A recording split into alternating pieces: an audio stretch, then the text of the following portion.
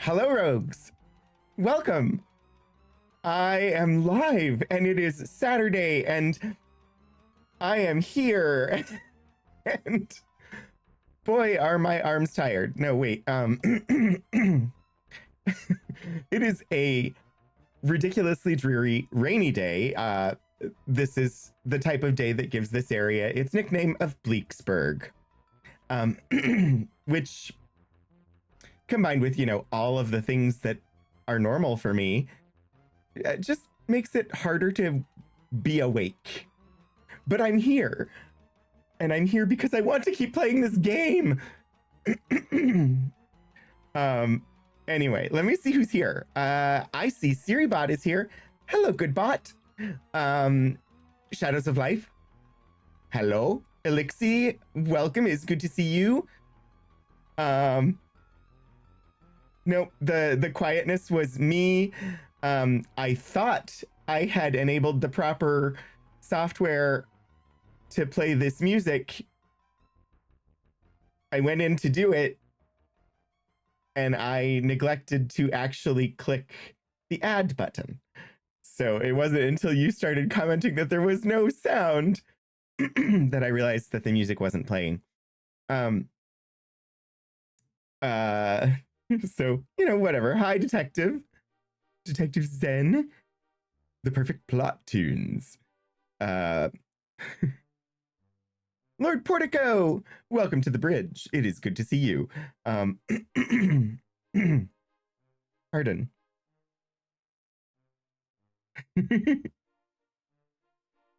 I mean, I might have flown here. I don't know. What do you mean sudden face? I gave the warning signals. And I engaged the drives. The substitutionary locomotion drive that I started with the traditional words Triguna Macoides Tricorum Satis D. How else do you get a ship to move? Anyway, hi everybody. I hope that you're having a good weekend so far. I hope that you're all doing well. I'm feeling better. Better. I don't know that I'm fully at 100% yet, but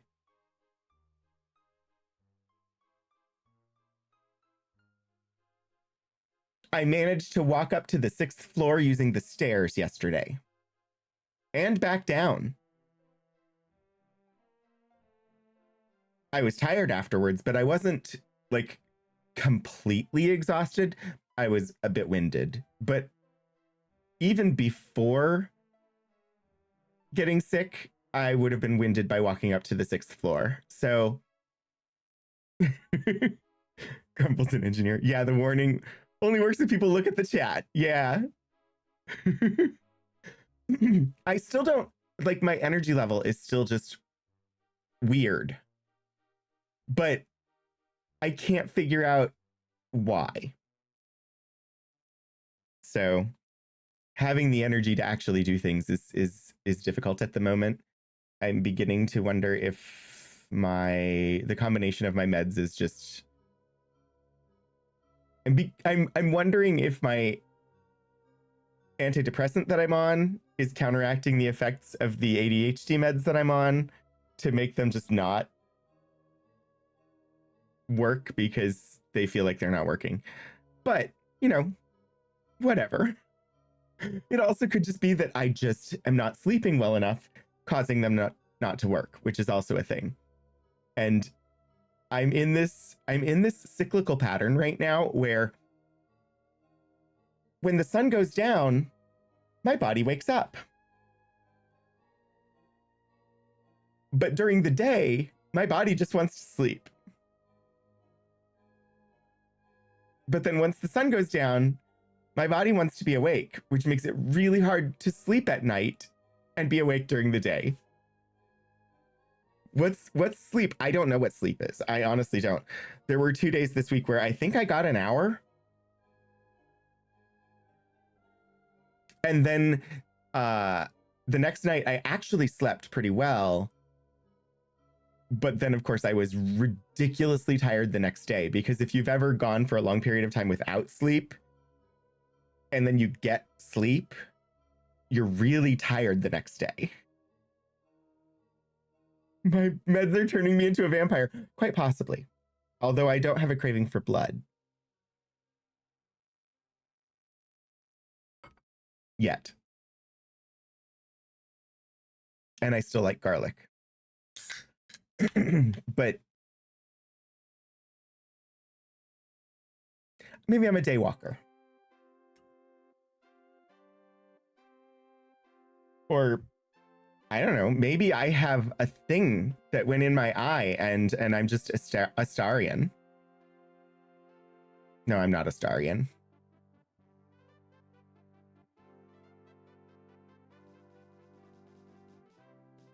I don't think I could ever be a Starian. I don't have that level of confidence.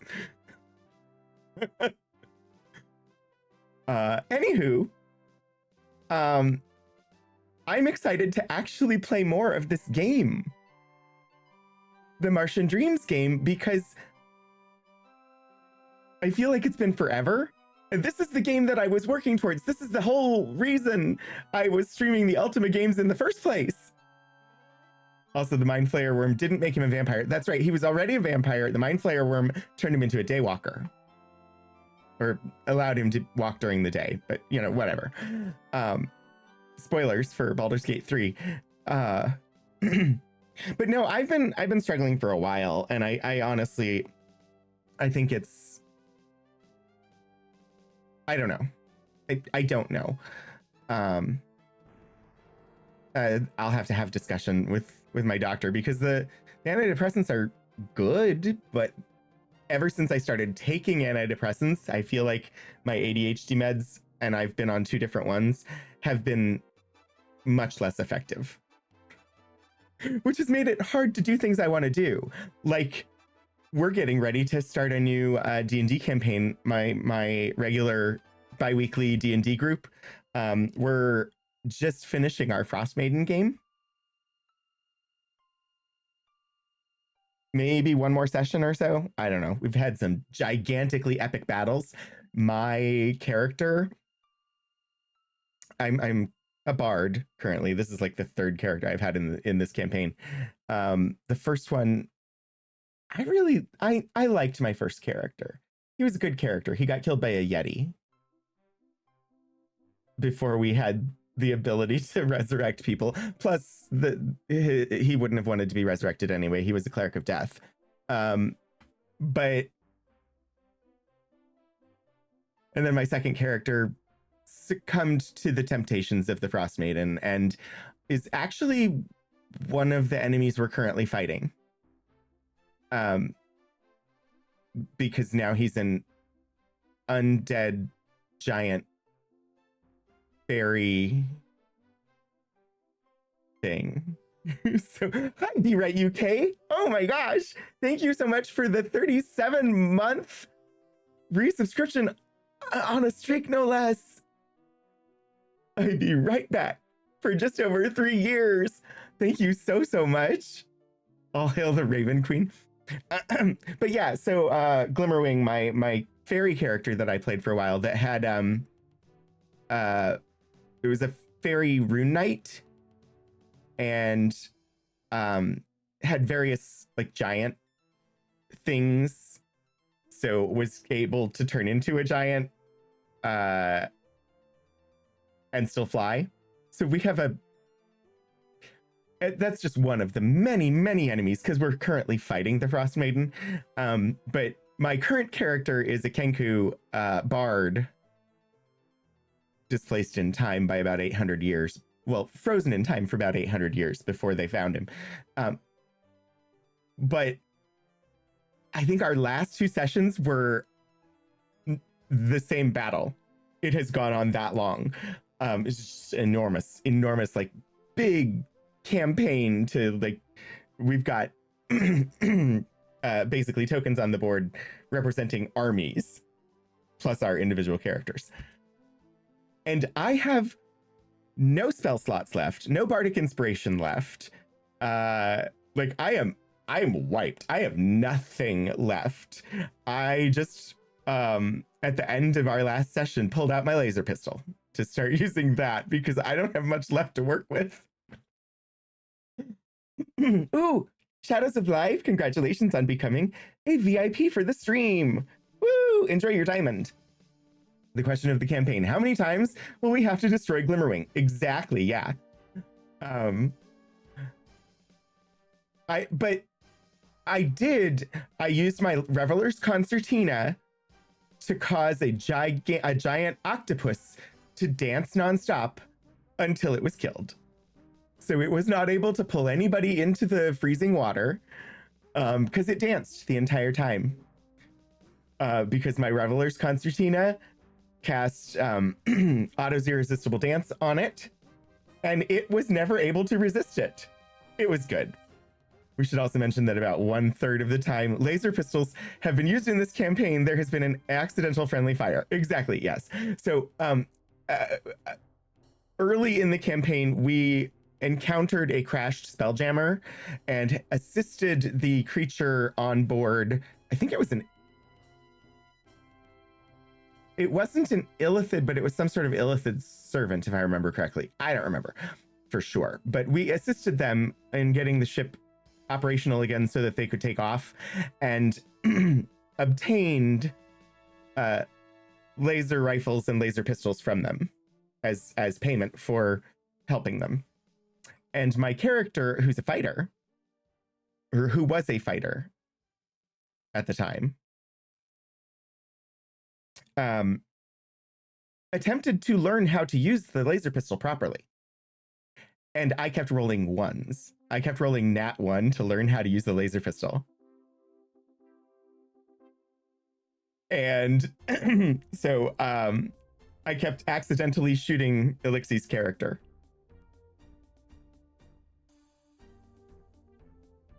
Hi, Steven. It's good to see you. I really enjoyed your demo day stream this morning. Anyway, that was a big digression. I was going to say I had been struggling with doing things that I wanted to do, and one of the things that I needed to do was we're preparing for a Planescape campaign, and I needed to make a character, but not just a character, because we're using the glitch rules that I struggle to find in the actual like D&D stuff, but it's there. And essentially the glitch rules, we need multiple characters, but they're completely different, but they're not. If you've seen the Loki TV series on Disney Plus, you'll understand. Essentially, our characters are variants. So in the Loki TV series, you've got Loki, the one that we know from the movies, but you've got other versions of Loki from other Marvel properties over the years, including at one point an alligator that is also a Loki that you encounter. But they all have this identifying, like basically the golden crown with the horns. And so in the TV series, that you've got all those variants of Loki. Well, the glitch rule in the Planescape stuff essentially operates that way with regard to how you create your characters. So they'll be swapped in and out. If we die, one of the variants shows up, etc. And so we're supposed to start the game with 3 variants of our character. And so yeah, I was struggling so hard. I finally got my character made, and I've got my Plasmoid Druid as my first variant. Oh gosh, thank you, Be Right UK, for the 500 bits. One would think a trickster god would be much larger than life, but no, he is quite Loki. Hey. Hopefully on Sunday I get to see how my flight-based character Kenta does in rom-com. Ooh. I can't imagine playing a rom-com. I'm sure it'll be fun, but yeah, I don't know how to. You'll have to let us know. But so yeah, I've got 5 variants, because we start with 3 and then later on we get 2 more. So I made my 5 variants, and I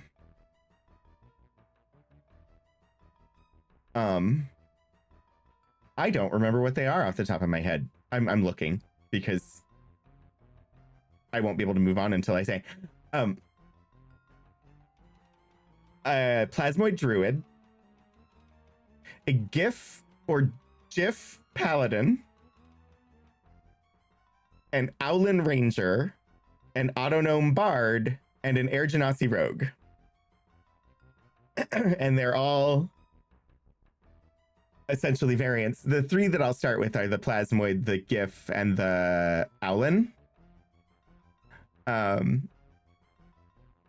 don't know which one I start with. It will be a roll of the dice that tells me which one I play first. So it'll be interesting. They all they all share the same overall name, which is Zlizovith Viagi. And Zlizovith Viagi was my Chiss character's name from a Star Wars game that I played. And I just decided that it was a good name and I wanted to use it again. And so the 5 variants all have part of that name as what they go by. So the Plasmoid is Liz. The Owlin is Ovith. The GIF is Viaji. The Autognome is Ithvi. And then the Air Genasi is Zavithvi. And Zavithvi was the name that my Chiss character had gone by in the Star Wars game that I played. And I actually just reused the art from that game as the character art for my Air Genasi. But I won't have that character until later in the campaign. Anyway, Owlin Ranger, I thought, I almost went Owlin Monk, but I don't know. I felt like I wanted a Ranger instead. And so that's where I ended up. And then the Autognome, essentially the Autognome was so we don't really, the characters won't know their own backstory, but we have backstory, sort of, like minimal. So Ithvi, the Autognome, was built as a chef. He was like the ship's cook. And so I've got all the background features there for that. And then essentially, I believe as we progress, he'll go into the Bard College of Creation. And I think I can do, I was looking at it, I'm pretty sure I can flavor the Bard College of Creation abilities as food-based, which is my goal. Because I've wanted to do a food bard for a while. But there's no actual like College of Cooking, like in official content, but I think I can flavor the College of Creation to be food-based.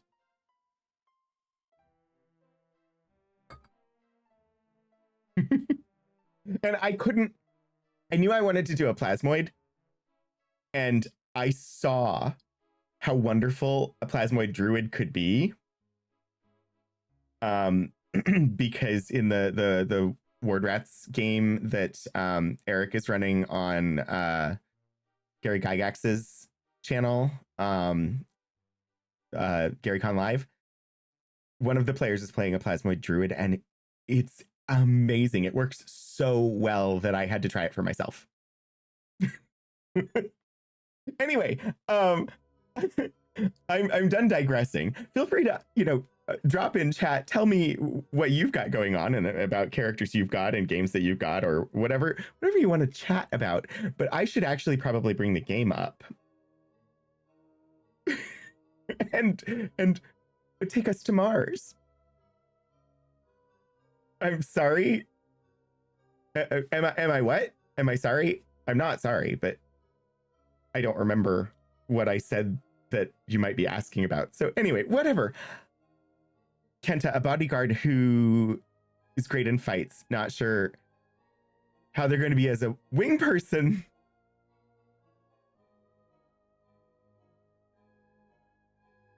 Sorry, your earlier comment had the word flight. So wing person and flight. My brain is congratulating you. Also, I think there should have been some points earlier, and I may have there should have been some points. Where were the points? I don't remember.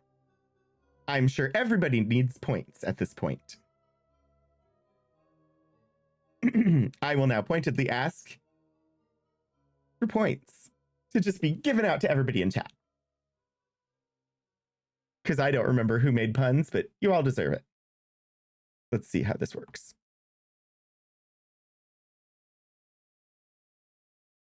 Okay. Did you game?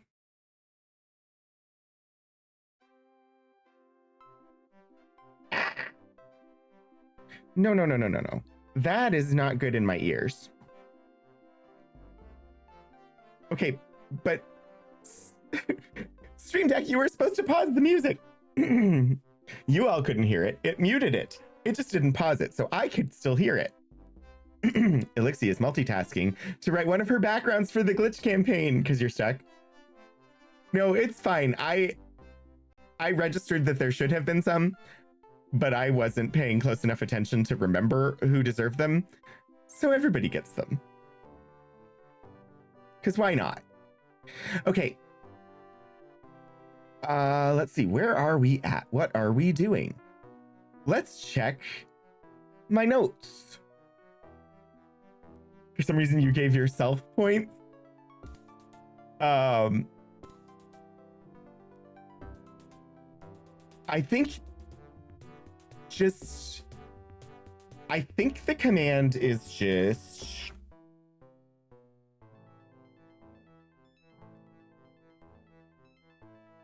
nope. I know how my commands that I wrote work. Wait, it gave me points? I thought if I didn't put an argument, it was supposed to give points to everybody.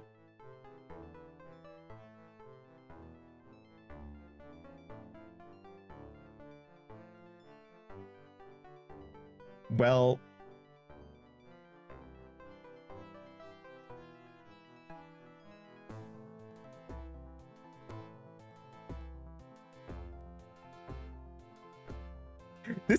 I had plans to fix all this stuff, and then I got sick and tired, and I have not gotten any of it done. Ah. Huh?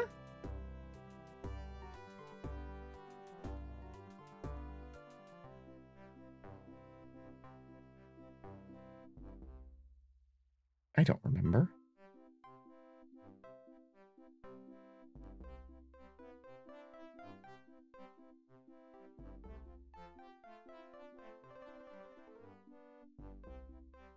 I don't remember.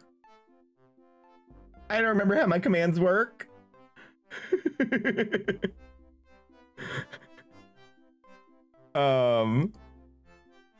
Why would I remember things like that?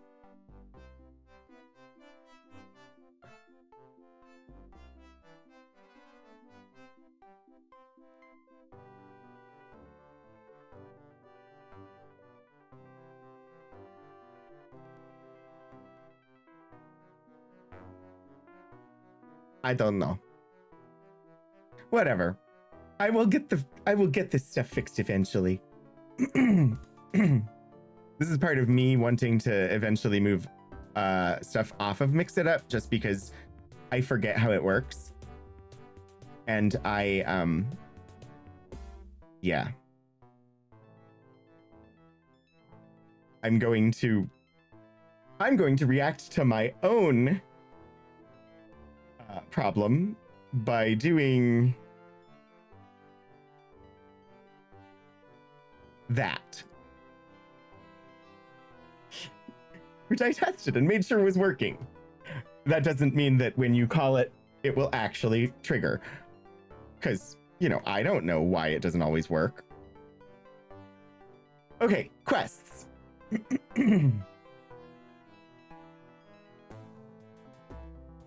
I should complain to the person who set up the commands. I mean, you're not wrong. All right, so we were working on acquiring an oxygen supply, which we have made progress with. Restart Martian power station. Get Trippet at Olympus to fix the conveyor belt. In order to get into Olympus, we need the signatures from Sherman, Yellen, and Dupre. They're in the area around Syrtis Major.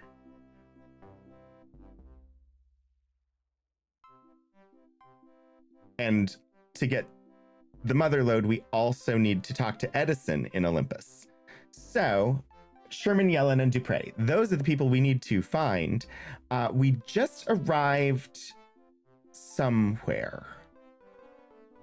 Over the rainbow? I don't know. I don't know where we are. But I know we just arrived at the place that we are presently located at. I believe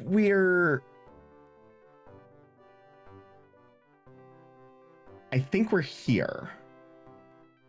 Just west of Elysium Mons. but we also might be somewhere else. I don't remember. I remember we went across like the North Pole and we investigated the little things up here. And then I think we came down, but I can't recall for certain. So let's explore and find out. Because nothing bad ever comes from not knowing where the heck you are, right? Ooh, berries. Yes? Wait. I think I stepped forward and I did not mean to. I wanted to look. A berry bush. Get. Use? Ooh, what's this? It's a plant. Unsurprisingly.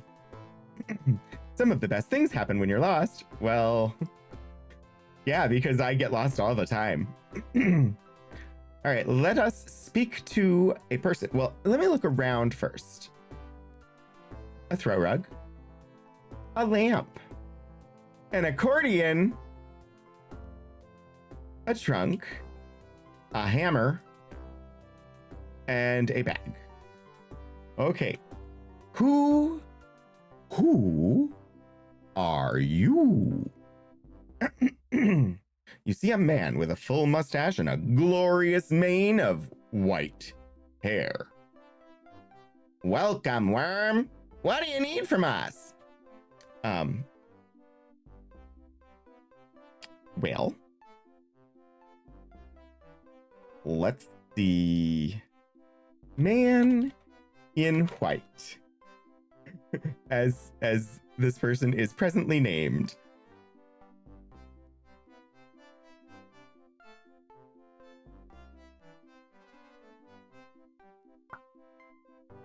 All right. Let's find out his name. In my fantasy world, if you're lost, you might be one of the gods, or you might meet one of the gods. I bear the designation of Seasick. Your worms call me Clemens or Twain. They seem to be confused about that. Wait. Is he actually Sam Clemens? Because I'm keeping the voice anyway.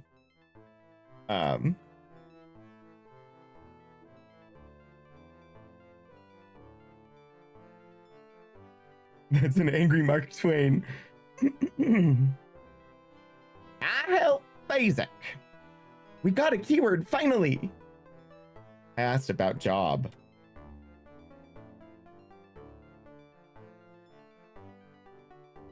Basic is my supervisor. I'm the assistant gatherer. He does most of the actual collecting, though. I have no context. I do not understand. What is it you mean? I take the gathered materials and follow instructions to create the proper soil environment for each individual seedling.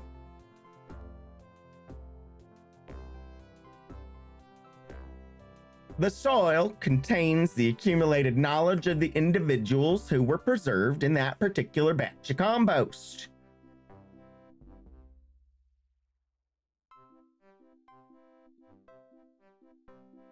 One of the gods in your fantasy world is the goddess of the lost.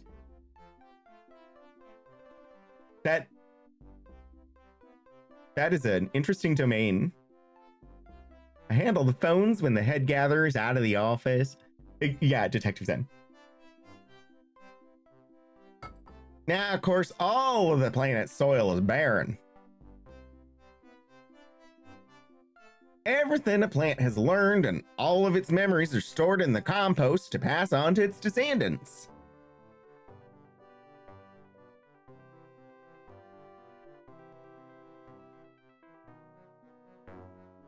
We use both the dropped leaves and the remnants and the bodies of our mates who are deceased.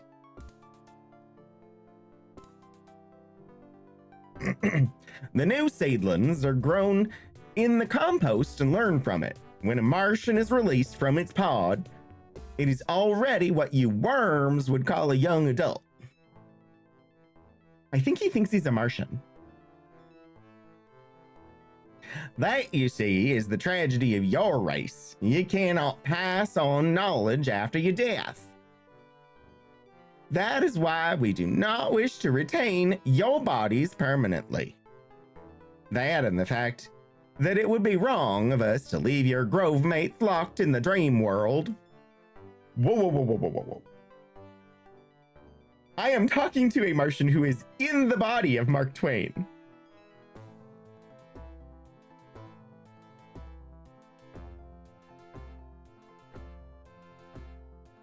And do worms have another word for that? I don't know that one. Why is it the dream world not something I can ask you about? I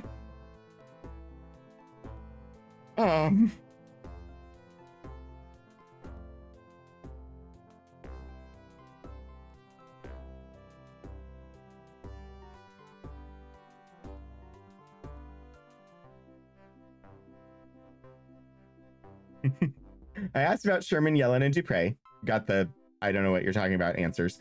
I asked join. No, thank you. I'm sure it would be interesting, but I must remain here and continue my work.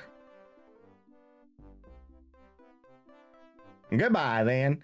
May the sands be still, may the sun be bright, and may your leaves always be green. He smiles gently, or something like that, eh?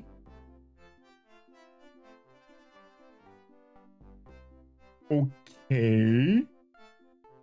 All right, there's nothing in the bag. Use accordion.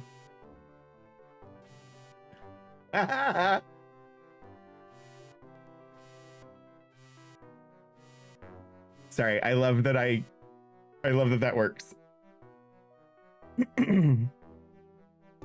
Searching here, you find nothing. Well, that was lucrative. Okay. A hedge. A shrubbery? What is that? That one looks dangerous.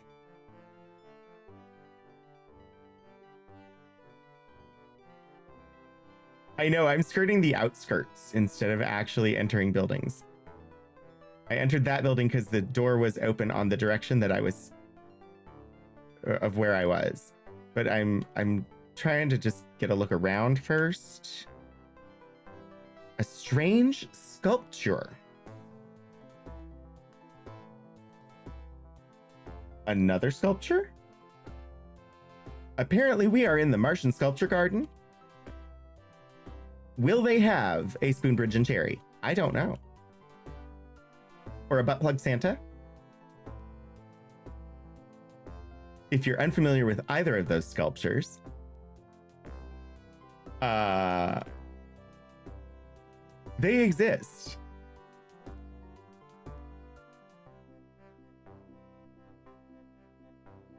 Spoonbridge and Cherry is at the Walker Art Center in Minneapolis. And it's a giant sculpture of a spoon with a cherry on it. Butt Plug Santa, though, is in Rotterdam. And it is a Santa sculpture that looks like a butt plug. There's a whole Wikipedia article.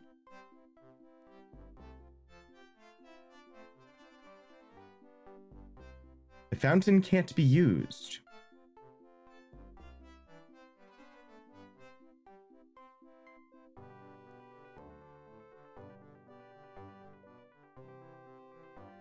All right. There's a number of buildings to explore. And, okay, we're back where we entered, which makes sense. Use door? That door made weird noise when I opened it. Look. You see a spray gun. It's loaded with weed killer and has 0 charges left. I'm carrying too much to pick it up. Let us explore the inventory. I have weed killer in some container somewhere.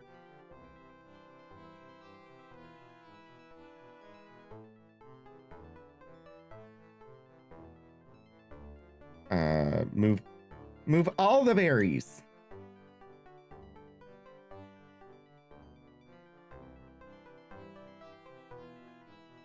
Now get the weed killer gun. That's the health thing. Lamp oil. I might have dropped all the weed killer I had because I didn't have a use for it.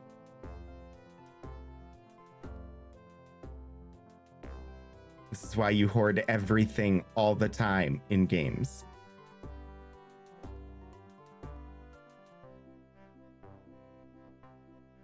A wine bottle. Weed killer. I'm gonna give the gun to Dibs then.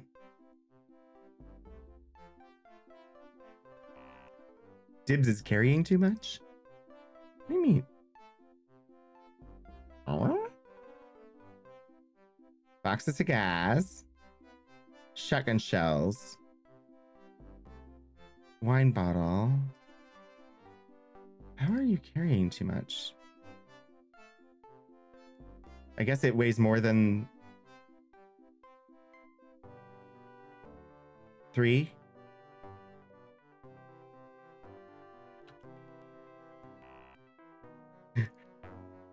Hoard everything, except, you know, it's hard to carry everything because... There. All right. Dibs now has the weed killer gun. Can you arm it? Yes, you can. Can we load it? Use weed killer. The spray gun has 10 more charges. Yatta! Tabbed out and here's butt plug Santa. Exactly. I have seen it in person. It's one of the things I remember from visiting the Netherlands. All right, we have an empty building. Bob, the shooter. Can we load it? What? Of course we can. A Corsican? What? What is this?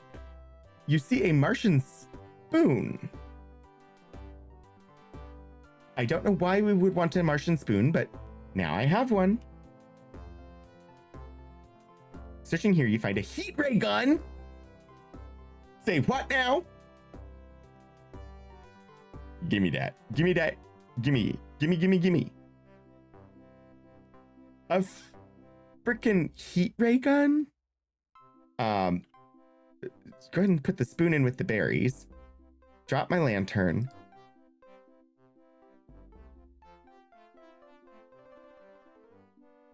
Heat ray gun. You never know what you want until you have it. Indeed, indeed. A scroll. Get. Use. The canal worm problem. All of the Martian things, like the Martian shovel and the Martian hammer, are gold. Or copper. I don't know what the conceit of the game, whether they're made of copper, but they're golden in color. And all of the like earth ones are like steel, so they're silver in color. And the Martian ones, I can use some of the berries to control them telepathically. But the berries don't let me control the earth ones telepathically. So I don't know why I would want a spoon that I can control telepathically, but the fact that it exists makes me think that I might want to carry it with me. The canal worm problem. This is a paper about the problem of a troublesome form of worm, which had adapted rapidly to the newly created Martian canal system. No solution is offered. Canals and cisterns, larger bodies of water than are natural on Mars, provide a perfect habitat for what was once a marginally successful form of worm. These creatures are mobile, but have a sessile stage. The writer speculates that canal worms might share the sentient Martian's otherwise unique two-stage reproductive process, but reaches no conclusion. Alrighty then. Well, that's all right then. Presently 11:21 a.m. Martian ritual pod knife. Yeah, we'll go ahead and move that into the bag here. I actually should put the spoon into that other bag and just keep this for the... Exactly. Did you actually see the graphic? I heard it. Apparently it worked. Yay!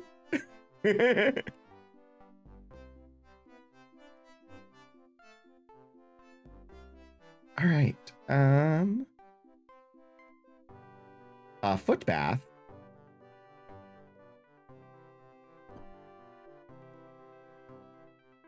You didn't hear it? Rarg! One moment. I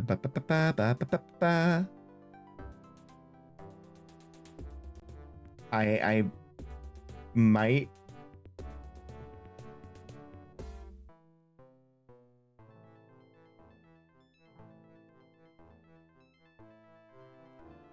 Because yes, you should definitely be able to hear the darn thing.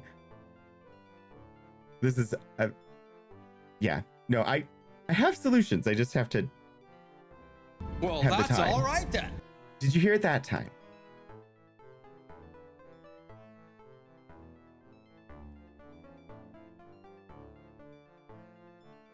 Great. So did I, which was a problem before.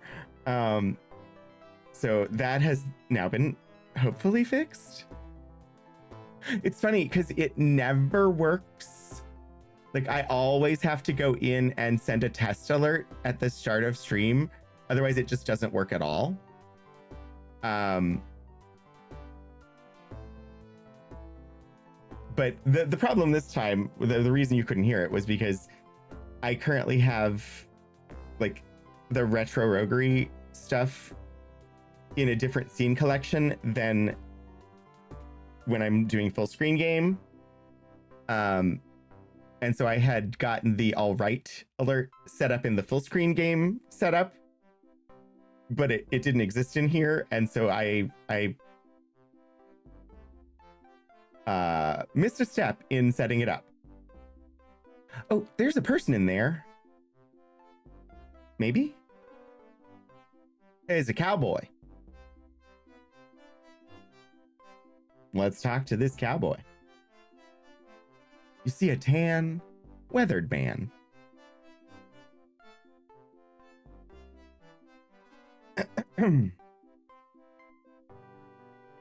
Well met, worm. You know, I am constantly amazed by the standard of intelligence evidenced by you humans. Talking animals. Yeah, I know. I went for a not the voice you thought a cowboy was gonna have. I see the self-care. I will get there in a second.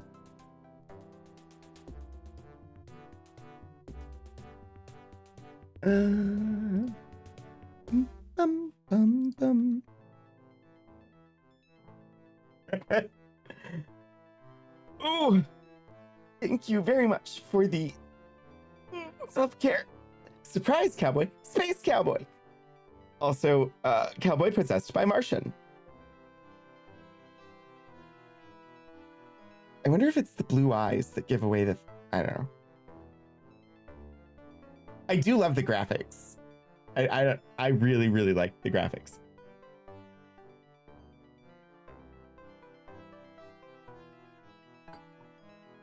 I think so far, of all of the Ultima games, which, what is this? We did Ultima 2, 3, 4, 5, 6, Savage Empire. So this is the 8th game we've played, and it is by far my favorite so far. Surprise! Space cowboy possessed by Martian. That seems like a sci-fi movie that would get made.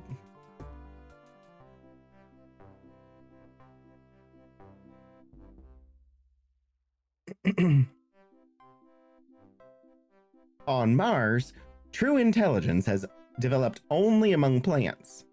Humans are a much more developed species of worm than we are used to seeing here. We're not a worm. There are 2 branches of life on Mars: vegetation, of which the Martian race is, of course, the most highly evolved example, and subterranean shelled worms.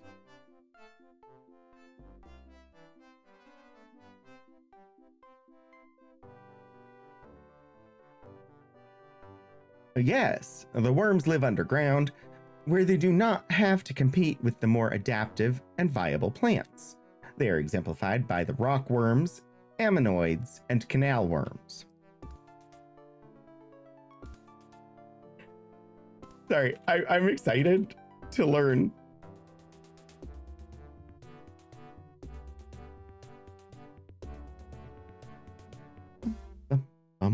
Rock worms! Is this gonna be Tremors now? They are large worms with anchored shells that live underground. They are often found in close proximity to radium deposits.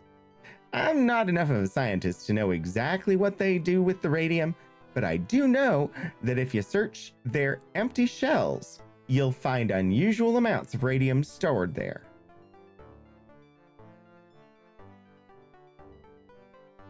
The ammonoids. These are multi-tentacled worms with chambered shells. Their bite is dangerous, and their shells are very difficult to penetrate.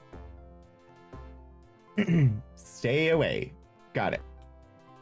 Canal worms are the largest worms on the planet. They have shed their shells and they live underwater.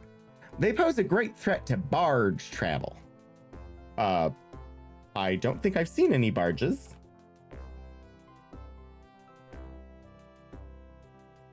Our barges are mounted with cannons specifically to repel the attacks of the worms. And I always ask, join me? No, thank you anyway. I believe I'd prefer to explore on my own. So chat, should I build a new city as a base for the media company, or use a city that I already made to put the base in? It was either barge or barge travel. No! Perhaps we will meet again.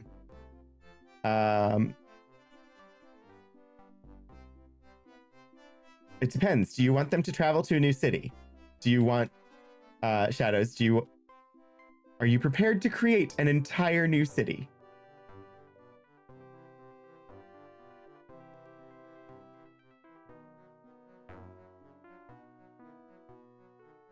People inhabited by worms is both helpful and confusing when I'm trying to write a backstory for Kalashtar.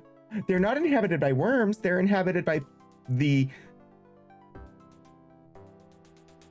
consciousness of sentient plants.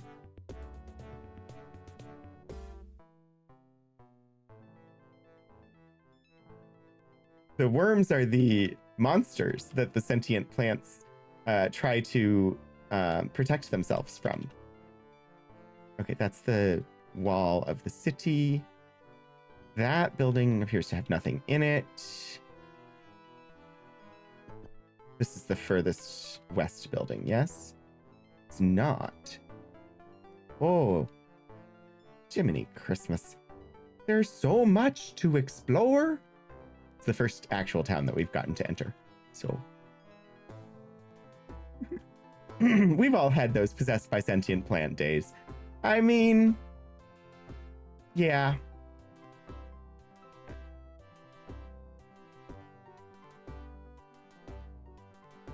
A Martian clock. Can I get the Martian clock? I can. You can't determine how to read the time, but it's a Martian clock. I'm taking souvenirs. You see a human reflection is a mirror. Could make a new city just for the company. Ooh, a company town.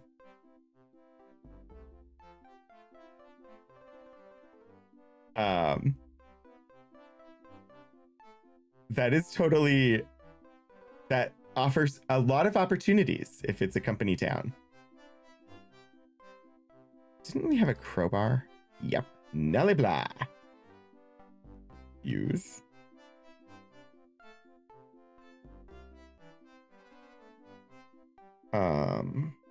Look in the open crate. Apparently there is nothing in the crate. I failed to notice that, really. Company town with its own currency. Yep. They pay you in company money, and they sell all the necessities of life. They own your house, and you pay them rent to live in it. That's only payable in company money. Yeah. Hi, Obi. Yeah, script. Company script. It offers a lot of narrative possibilities. That's why I bring it up as an option. We're going to talk to this here gentleman who also has these bright blue eyes, which makes me think that he's probably also possessed by a Martian plant. You see a dark... I never got the cowboy's name, did I? Well, dang it, we'll have to go back and get that in a moment. Because they might just be nobody, but they could just be somebody historical too. A dark, bearded man, very unkempt. You are not of my grove. What is your business in this place? Yeah, it could be decent if the management also was. Oh, we are about to have a 3-minute automated ad break. So I'm going to pop us over to the Be Right Back screen. Take a couple of minutes, get something to drink, maybe a bite to eat, stretch, take your meds if you forgot, you know, all those things. And I will see you shortly.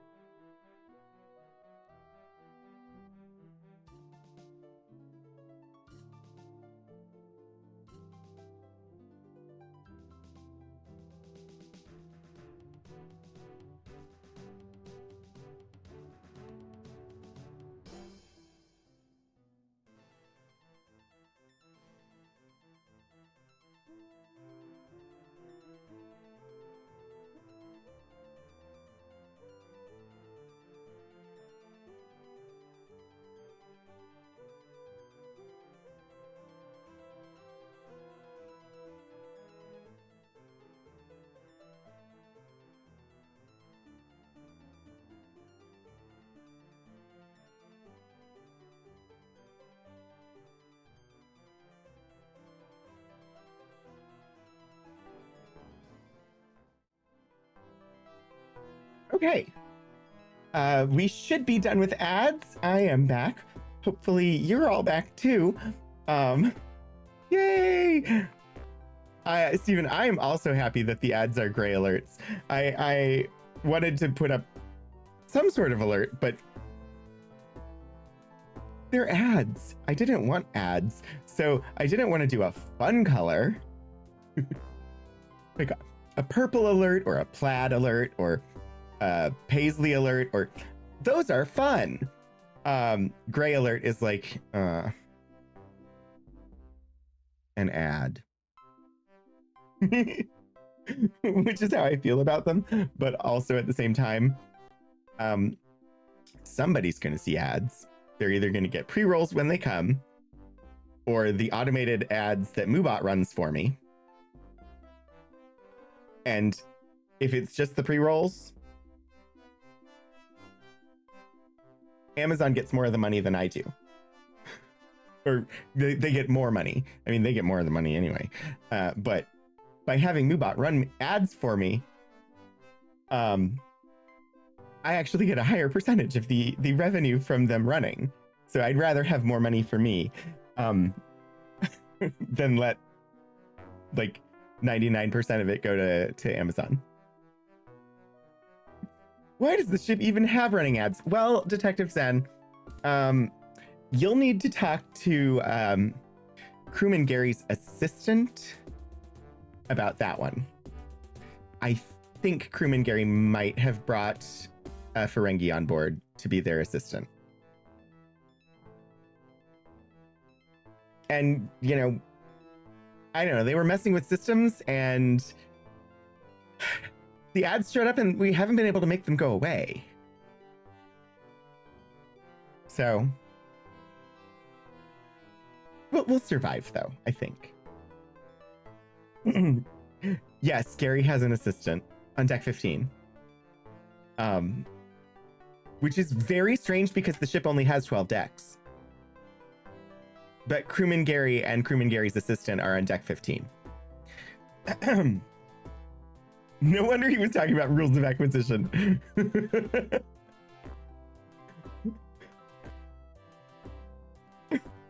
Third class cadet Florence.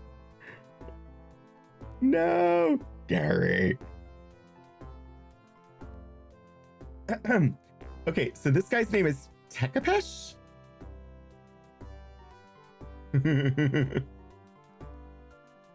I am Tekapesh. I forget what voice I had. I am Tekapesh, though your species believe I am called Lowell.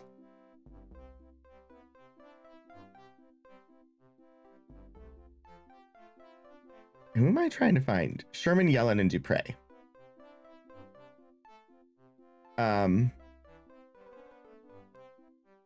Job.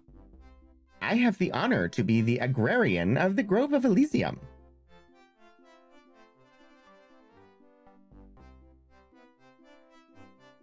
I assume that means you're in charge here.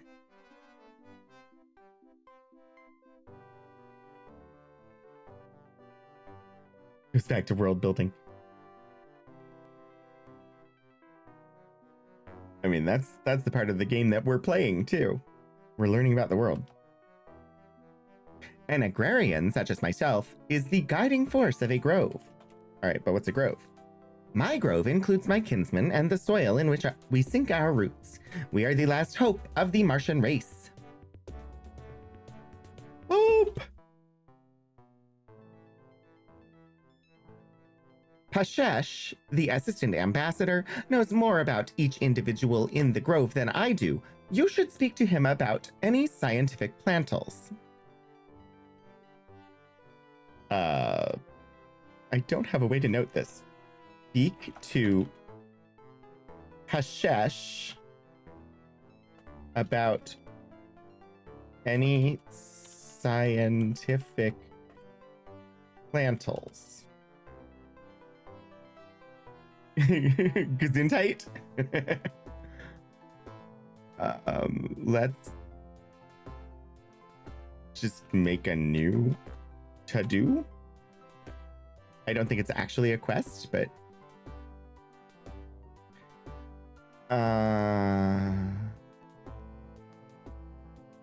Elysium. Elysium is the first city of Mars, which surrounds you. The first city of Mars, which surrounds you. Mars does not surround me. Elysium might, but Mars does not. Hope. We are dedicated to the resurrection of the true Martian form.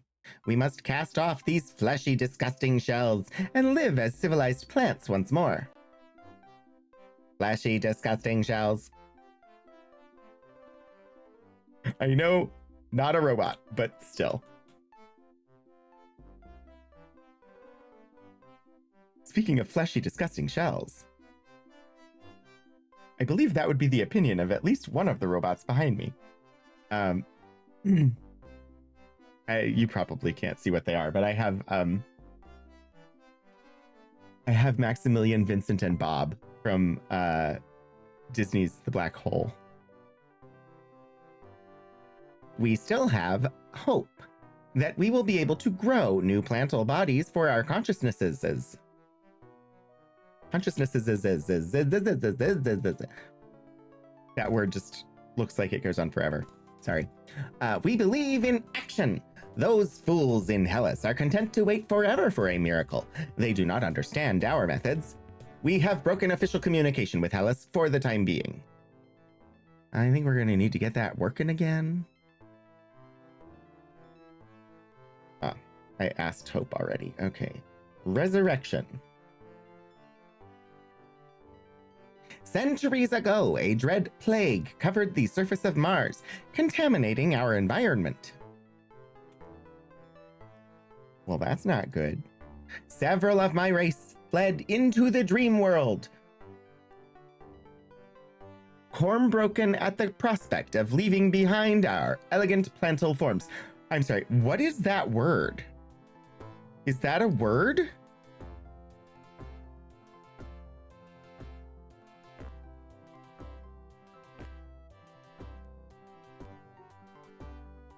Cormbroken. Oh, I think it means like heartbroken, except, so what is it?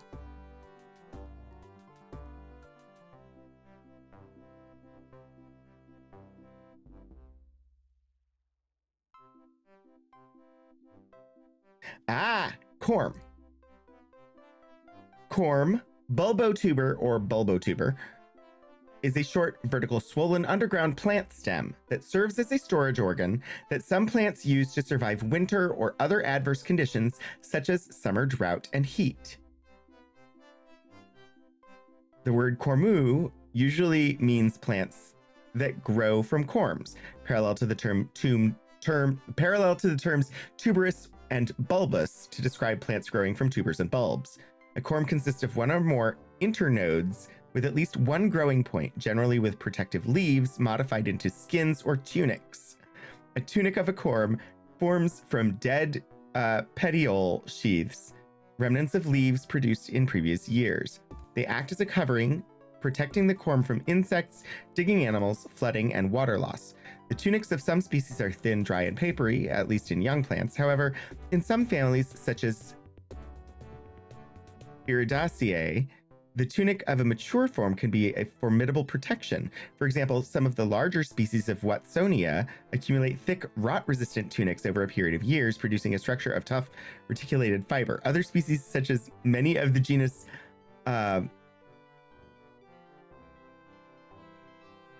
Laperosia, have tunics of hard, woody layers. Corms are sometimes confused with true bulbs. They're often similar in appearance to bulbs externally. Corms are stems that are internally structured with solid tissues, which distinguishes them from bulbs. Cultivated plants that form corms: the water plantains, Alismataceae, the Araceae, a family of Cotyledonous flowering plants, in which flowers are born on a type of inflorescence called spadix. Wow, so much terminology. Known as the arum family. Asparagus. Asters.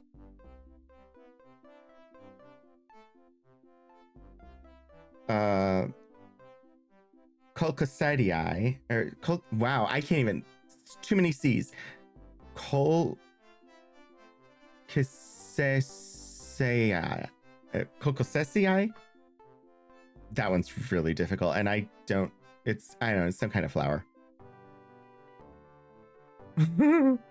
No, this is really cool.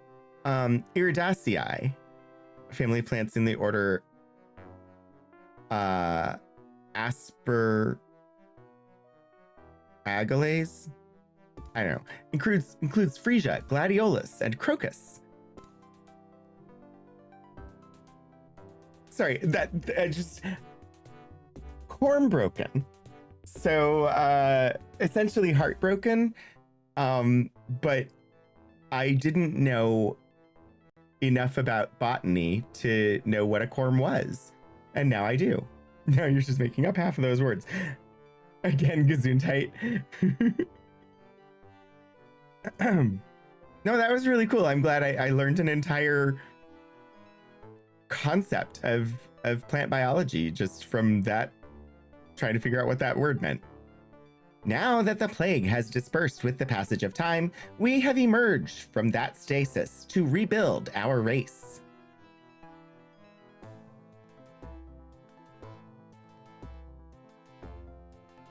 Okay. Form.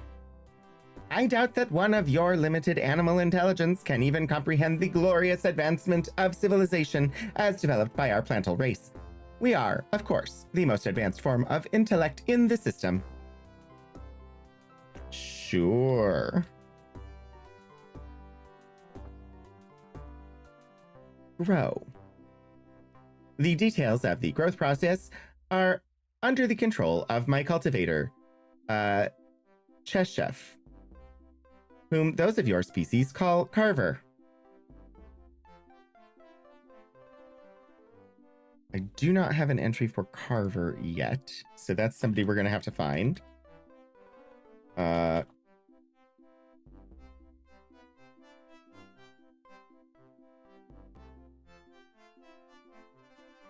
Oakley dokley.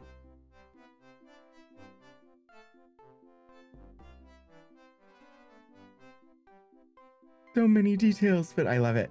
That was what? Grow? So plague. Let's ask about the plague.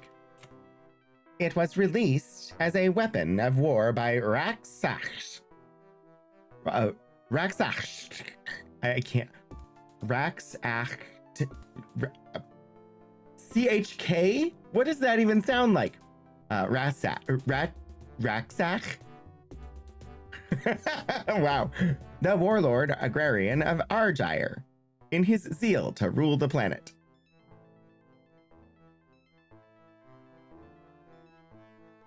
Rax.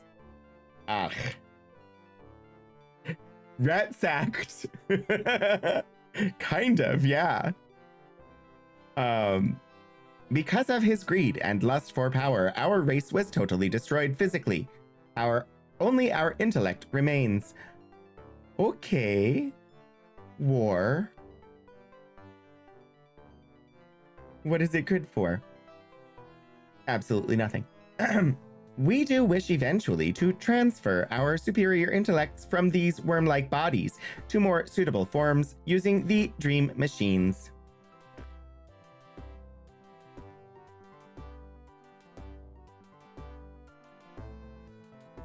CHK, add a G there, and it's a word I could never say right.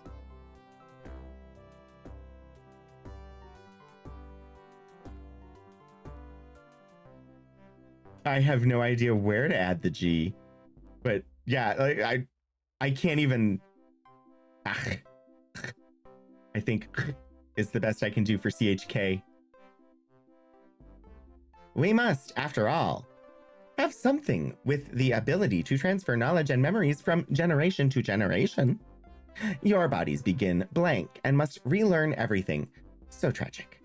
That is why we are more advanced. The key to our plan is the cultivation of new, healthy Martian pods for my growth mates. You have so many keywords!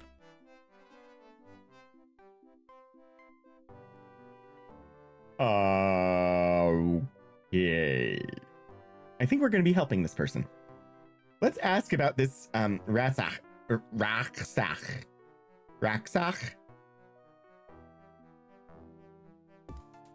If you wish to know more of the history, my ambassador, Bich. Why? Why would you do this to me? Biches. That is not what I said. I'm sure I know how it was captioned. Biches is better versed in it than I. You would do well to speak to him.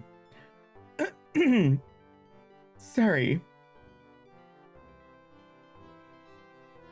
The pronunciation of Bikchiz certainly comes out sounding like something else.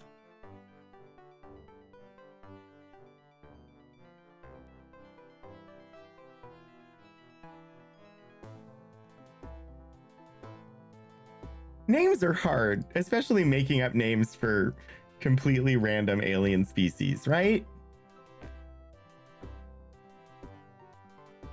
You wish to test a transfer to a new body? Whoa, whoa, whoa, whoa, whoa, whoa, no. Well, good. Do not take offense, but I could only trust the lives of my plantals to another plant. I could not allow them to cooperate in a worm's weed-brained scheme. Only the Hellas Grove would be so desperate. Okay, wah. Offers the opportunity to try transferring to another body. Check with Hellas to actually try this. A simple no would have sufficed. Yeah, right. Bodies.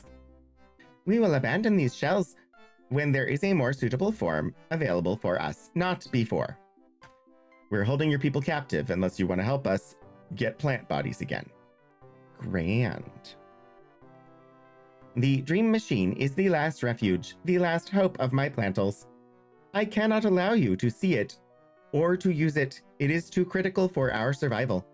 It is indeed a shame that some of your people are trapped in our machine. Such great worm intellects as Lowell and Melier. A shame. He smirks. Shadows of Life is practicing their roguish skills by lurking in the shadows. They may be preparing a sneak attack. He smirks. It is indeed a shame that some of your people are trapped in our machines.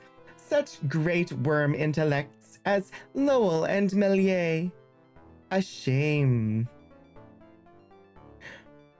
He's not being genuine. The details of the growth process are under the control of my cultivator, Chess Chef. All right, yeah, fine. Pods. Chess Chef is developing a method for the growth of new plant forms for my people. If you are interested, you should speak to him. It has been entertaining. I need to save the freaking game. Can I go inside? I see a carpet. I see bells. Martian jewelry. A tambourine. Foot bags.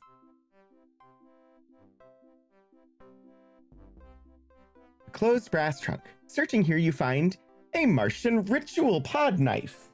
I have one of those.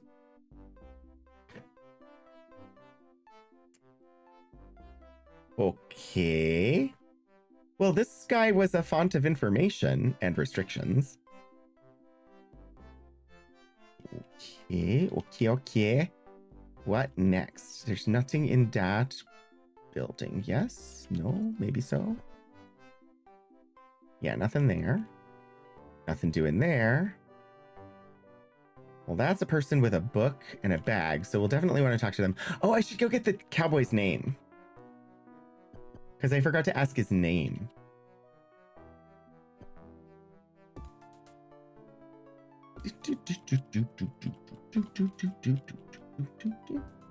Hello, Mr. Cowboy, who's apparently presently washing his feet in the footbath.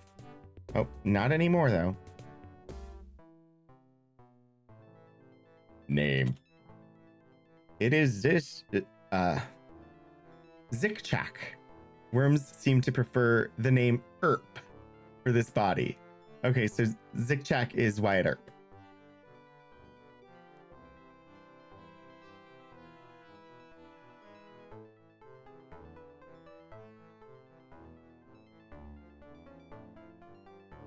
Xichak. These Martians like to use CH and K in their words, names, etc. Apparently. Okay. Okie day.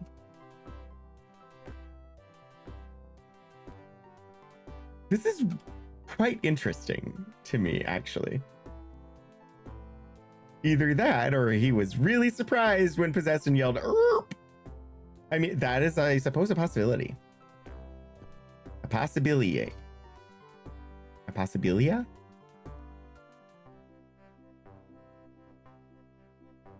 Okay. Okay. A gong. An injector?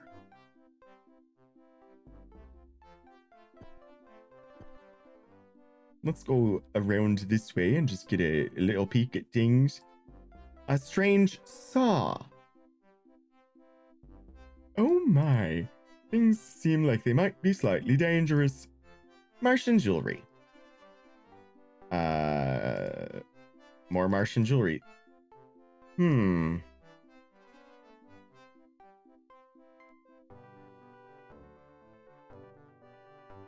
Use hammer on gong. A hammer has no effect on a gong.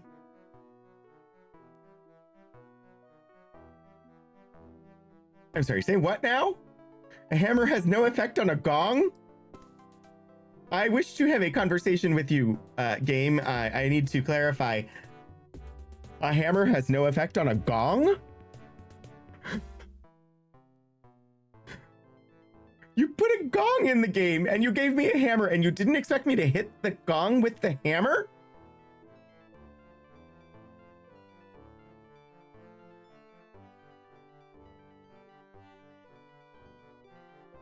It's a failure of imagination. You see an older man, dirty and disheveled. Ah, Worm, I have heard of you.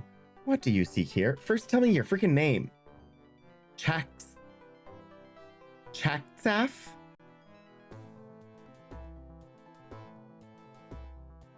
It's Tiffany.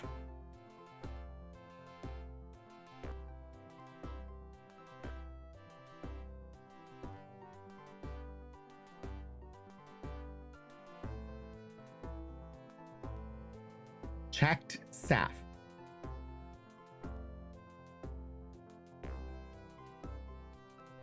Wookly. Let's find out what you got to tell me here, Tiffany. I am the arborist here in Elysium's Grove.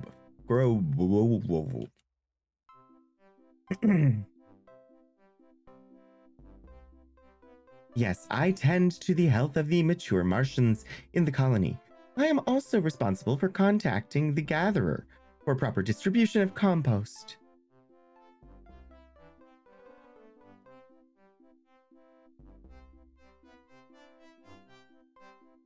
Anyways, oops, always busy. I will also be assisting with the transference process to the new seedlings.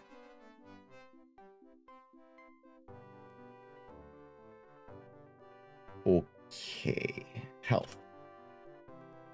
Most of us were fairly healthy before the plague. Most deaths were due to either old age or improper early growth patterns.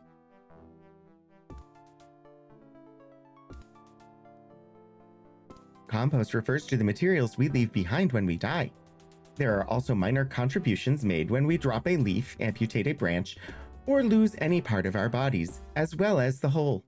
The gatherer takes care of the distribution of the compost for the growth of new seedlings. My assistant Sisik might be able to give you further information concerning the process.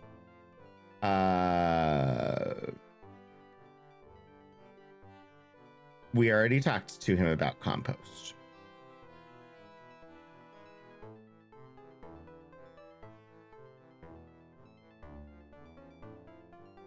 Transference. Once Cheshef has raised a young Martian, we will be able to transfer the consciousness of one of my grove mates into it. There must, of course, be a willing plant sitting in the dream machine in the dream world. When the machine is activated with a plant in that machine and a seedling in our machine here, the consciousness will be transferred. I feel like I should note some of this down.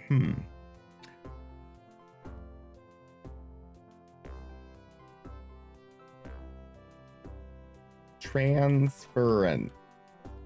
I'm putting it as a quest. There must be a willing plant sitting in the dream machine. Hi, Iron Trout! In the dream world.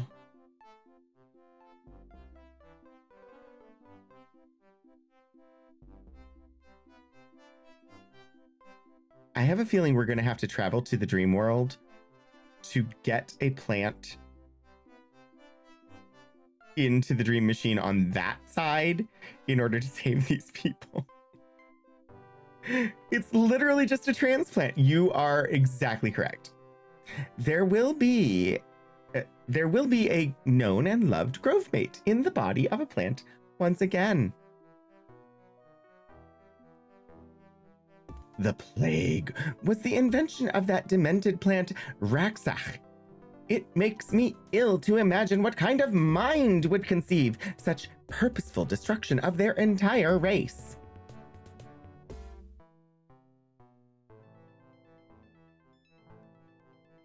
Raksach.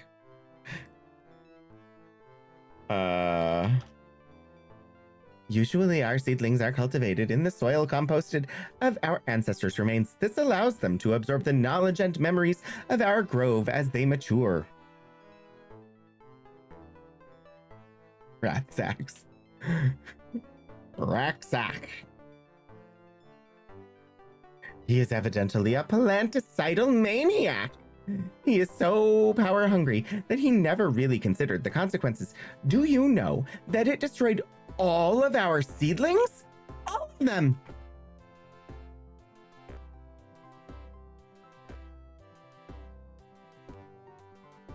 Mature. When a seedling emerges from its pod, it is already an adult Martian, fully capable of living self-sufficiently. In this case, however, we will be raising the pods in barren soil. Ah, I see where you're going with this. Seedlings. They were our only hope for survival of our race. He knew that. Their deaths were horrible, and without them, our race is doomed.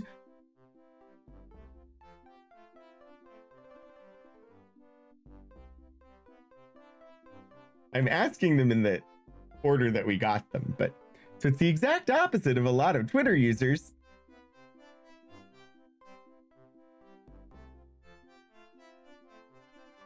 I may have missed something.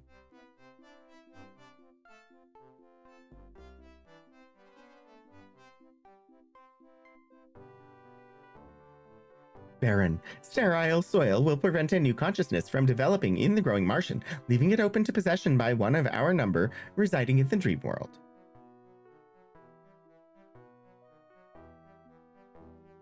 Of course, all of our soil is sterile right now. Why?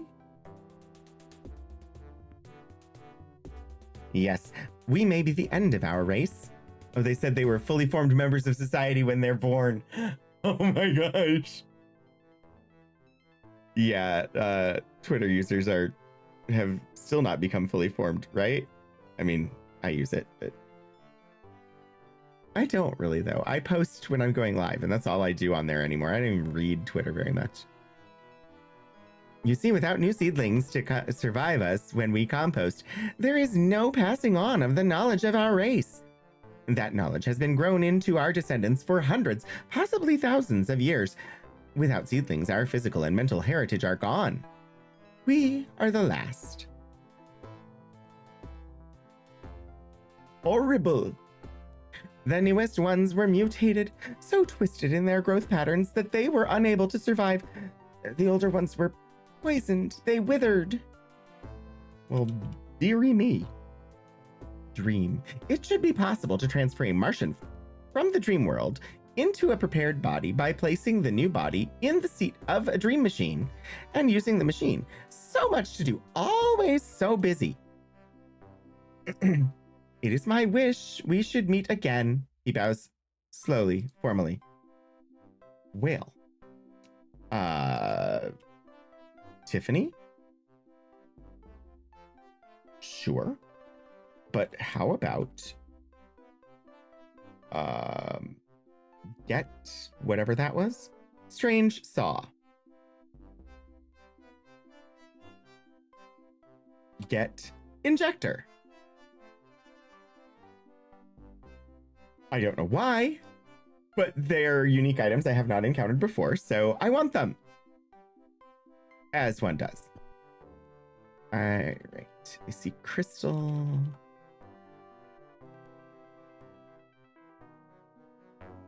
A man. A man! Sorry. That may have been my brain going to Roger Rabbit for a moment. I see a Martian clock and a book, and let's go inside there and talk to that person.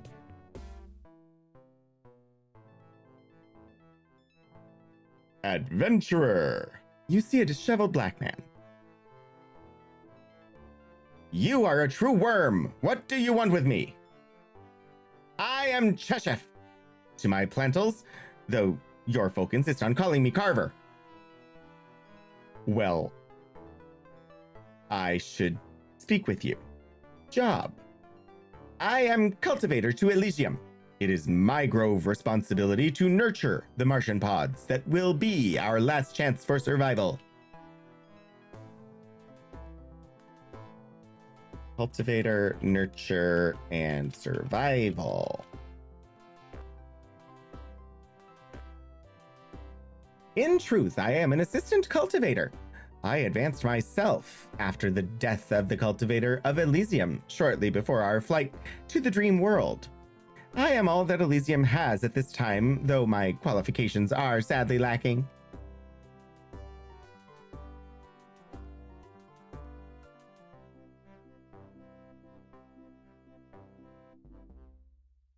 I know the basics of plant growth. One must have soil, water, and proper fertilizer. I mean, this makes sense.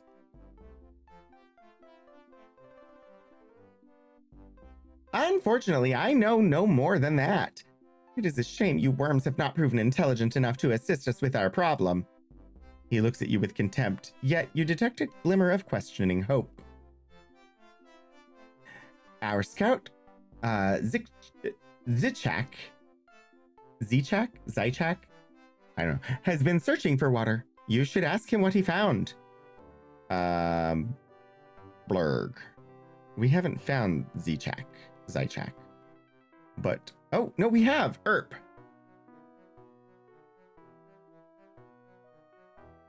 Ask me about Loom. Water. Sorry. Ask me about Loom. That's the Monday night game. Not Loom. Monkey Island.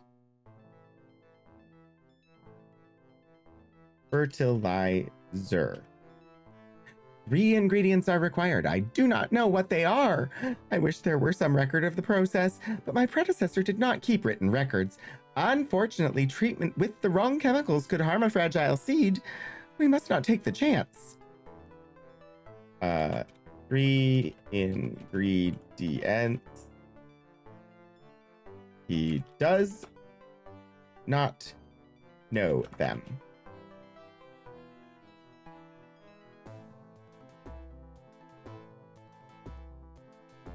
Fazak used to trade for some of our chemicals from the Hellas Grove.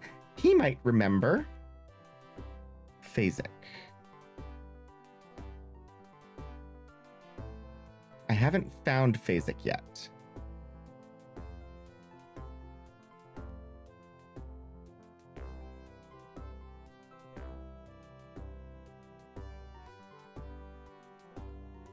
Speak to Fazak about chemicals or fertilizer.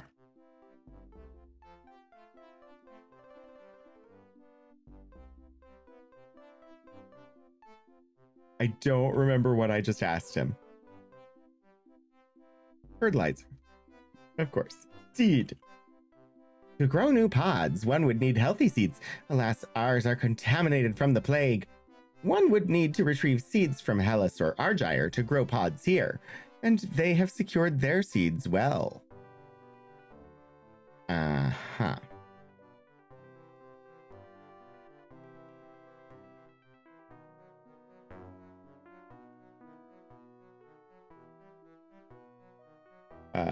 Free the humans from their possession. Need seeds from Hellas or Argyre. Need fertilizer, for which we need to speak to Fazak. Did I misspell fertilizer? Why does it...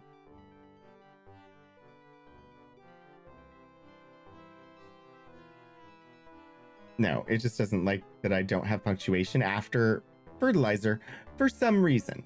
Other things, it doesn't seem to care. I believe we're getting bits of a quest here.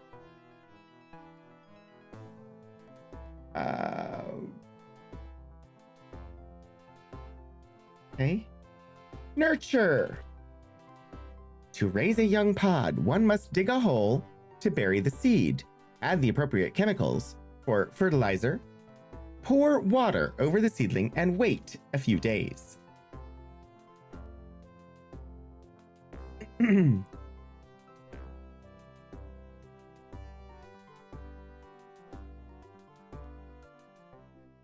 Okay, grow plants to take the consciousnesses. Yeah, I totally misspelled that. No, I didn't. It just wants punctuation. Need seeds from Hellas or Argyre. Need fertilizer.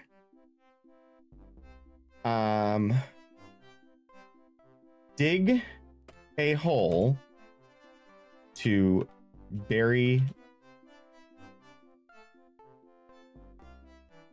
the seed. Add the appropriate chemicals for fertilizer, pour water over the seedling, wait a few days.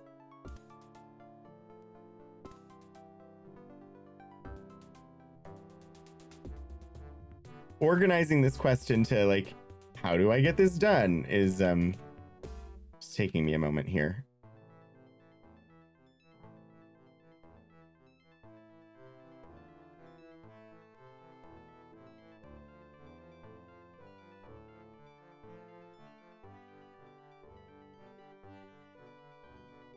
Cool.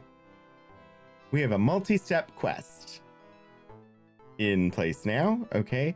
And now we've got a couple more keywords here.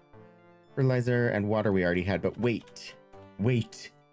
Yay, Kalishtar background is done. Congratulations. I haven't written any of my backgrounds yet. I know them. They're just not they're not in word form. But congrats. The seedling must be ritually attended by the plant, who does the actual placing of the seed in the soil.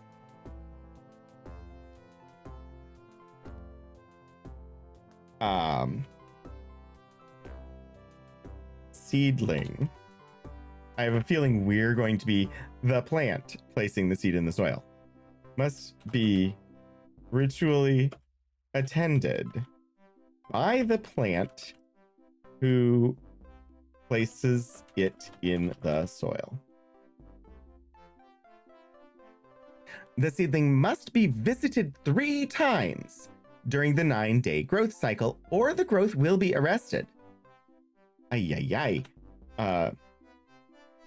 Must be visited 3 times during the 9-day growth or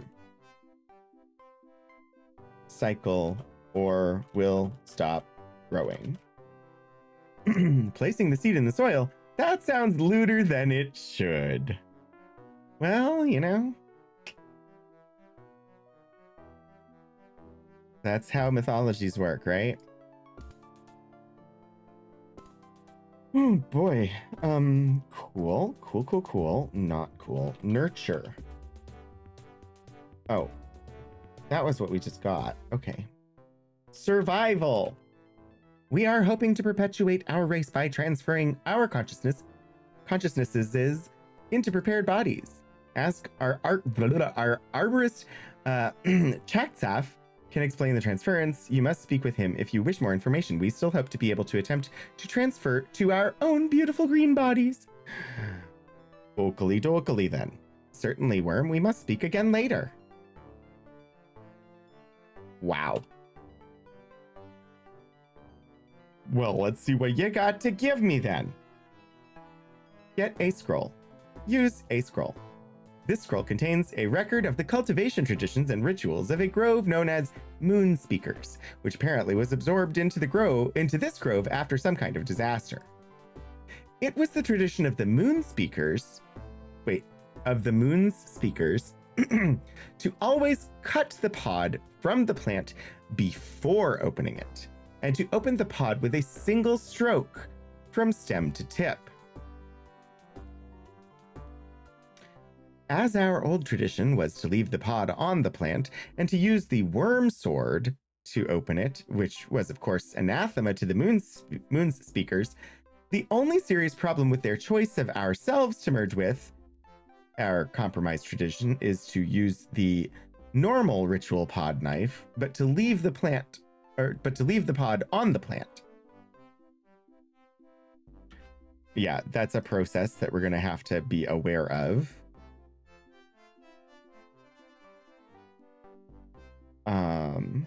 Use book. Martian creatures. Apparently, the Martian race were some kind of plant-like form. No mammals or other animal forms other than worms seem to have existed here. Plants occasionally devoured other plants, and worms almost always were predators. Martian reproduction. Apparently, for ritual or biological reasons, the Martians held the soil where a Martian grew to be at least as important in determining its capabilities as its genetic heritage. The gentlemen of the expedition, who were more gifted than myself in interpreting the artifacts for social structures, are in fact convinced that genetic heritage was operative only in determining physical capabilities, while spiritual development came almost purely from the soil. I have reconstructed the techniques the Martians used to cultivate themselves.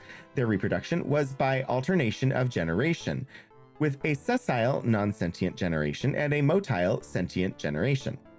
It is my hope that some seeds somewhere survived whatever disaster befell the race. I believe that a newly planted seed was watered and then fertilized with a nitrogen compound, a phosphorus solution, and a potash mixture. Welcome back, Shadows of Life. Good. Great job on your stealthing. We just got the list of chemicals needed for the fertilizer.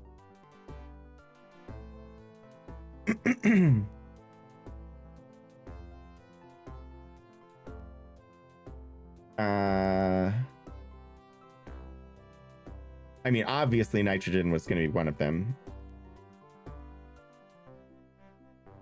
Nitrogen compound. Phosphorus. And potash.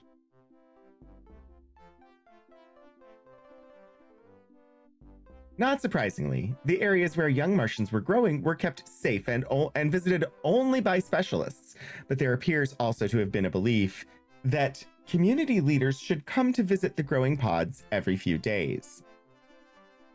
Yeah. 3 times over the 9-day period, they have to be visited or they stop growing. Searching here, you find a Martian spoon, a hammer, and a chisel. Ooh, get the chisel. I already had a hammer and a spoon, but I didn't have a chisel.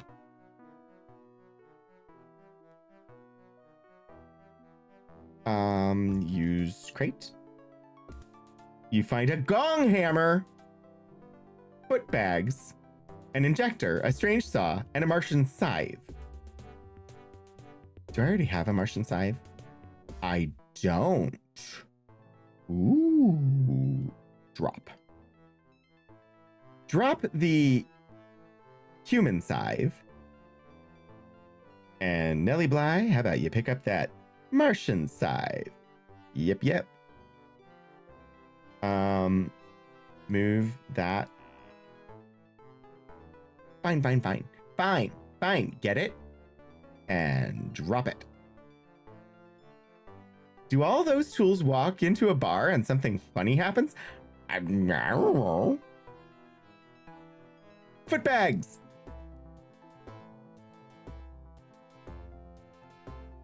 Oh. Foot bags are Martian shoes. All right. Get me a gong hammer. Gong hammer. Gong hammer. I'm gonna have to play the gong now. Save game first though, because I don't know what will happen, but just a regular hammer apparently does nothing to the gong. Use gong hammer. Out of range. Use gong hammer on gong.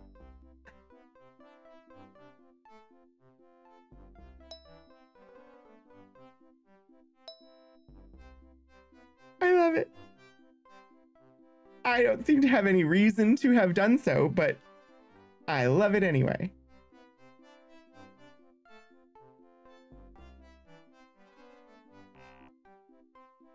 Move the gong hammer into the shovel. Yeah, no, that doesn't quite work, does it? Who's got carrying capacity? Spectre has some. I don't need the saw anymore, do I?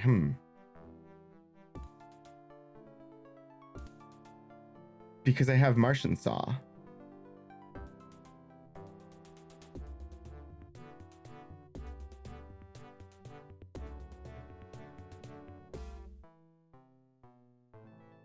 Move that to Nellie.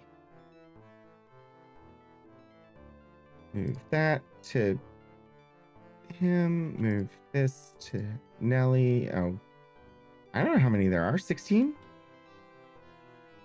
I'm moving everything off of me except like the Martian artifacts, etc.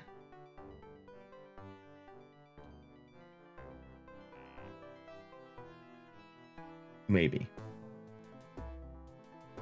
If I can find anybody who can carry it.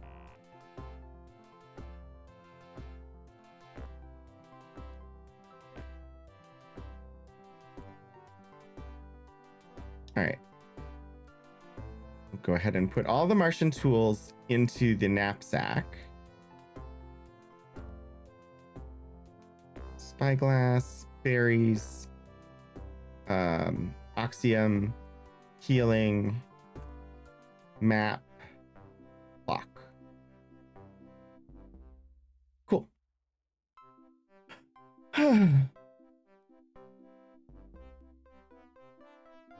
I think I have a Martian clock on me too, don't I?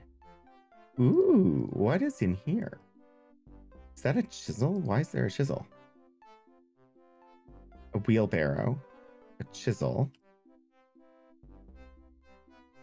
a rake, and a pitchfork, and a hoe. And yes, I took all three.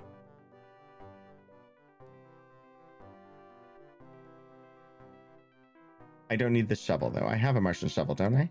Yeah, I do.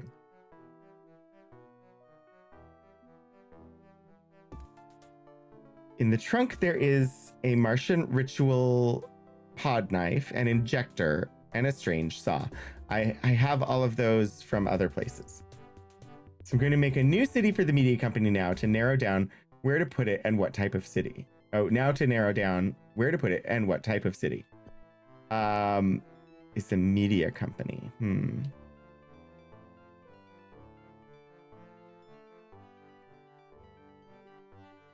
thinking probably somewhere warm and vaguely tropical, because media likes to look nice.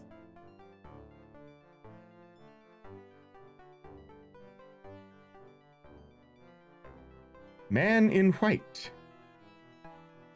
Again.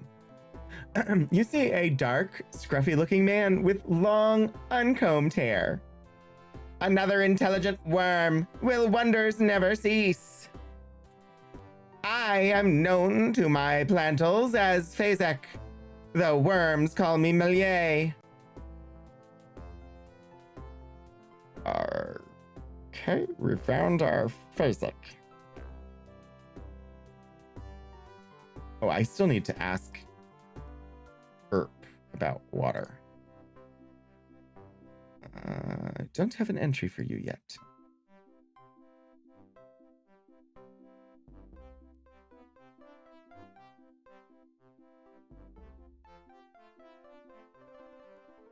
I don't know why. Why do I even... I'm silly. I'm really, really, really, really silly, aren't I? I am.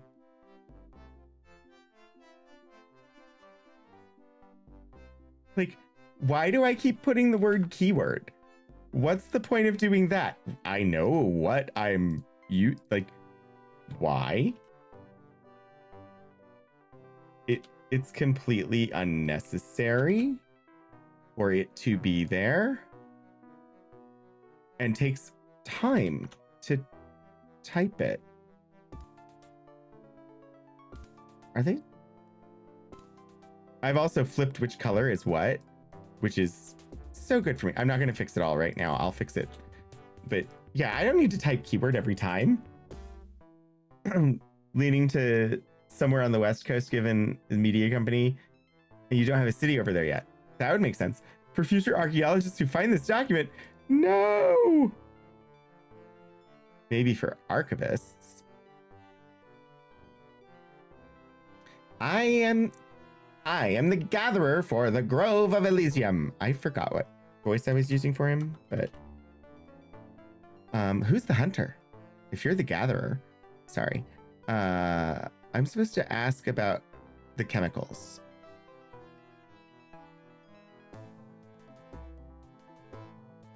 We'll see if it comes up in conversation. I am responsible for gathering the materials to prepare the soil for raising the grove's seedlings. The education of our youth is an important responsibility. So he is interesting. Kind of like a teacher.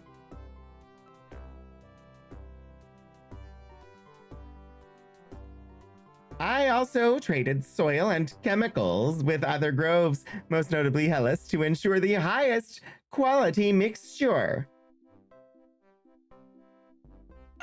Plum, hello, welcome back. Thank you so much for the resubscription. 28 months. Welcome, how are you today? Shadows of Life. A hunter named Hunter is always a thing. I'm enjoying the stretch. Stretchy stretch. Thank you for the self-care, Alexi.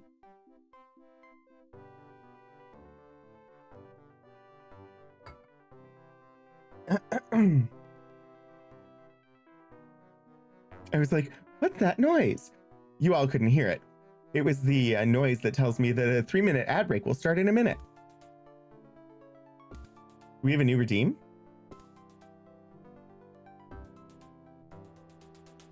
What's the new redeem?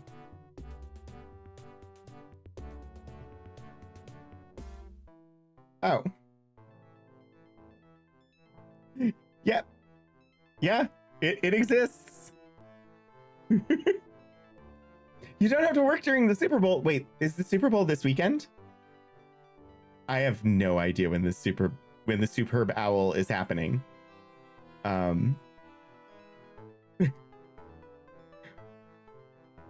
If it's this weekend, it's tomorrow. The Superb Owl is tomorrow. I see. Okay. Well, ads are about to start. So I'm gonna pop us to the be right back. And I'll see you in a couple of minutes.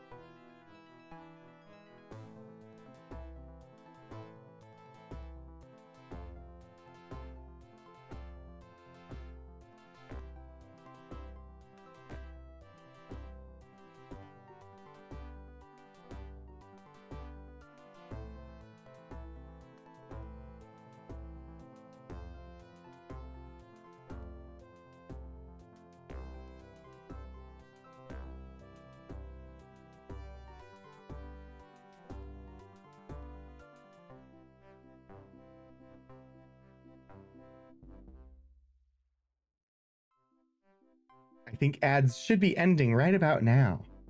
So if you were experiencing ads. Welcome back from the gray alert. We can stand down from gray alert. But hi everybody.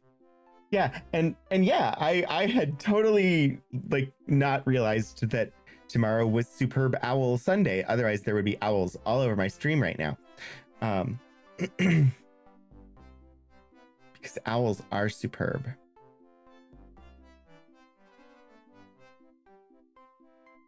Anywho, welcome back, everybody. What were we doing? We were experiencing superb owls. Yes, if you experience ads for longer than 4 hours, go see your doctor. Oh my. Other burbs! Borb! Borb. All right, chemicals. Water, of course, was plentiful in the past. Now you might have to go break a chunk from the ice caps as we did during the worst droughts. This guy is going to tell us everything we need to do. Break a chunk of ice from the ice caps. Back in my day, we had to make our own water.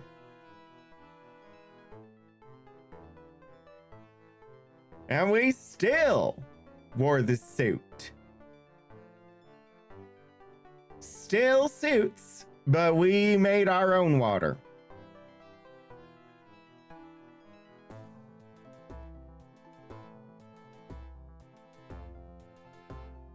Oh, that's what I just asked. Materials. The organic products of the grove, including cast-off leaves, dead grove members, etc., are composted to enrich sterile soil. This is the way we pass on information to future generations, through our soil and by trading with the other groves for a more healthy mixture. I understand that worm young are born with no knowledge and must be trained later. How inefficient!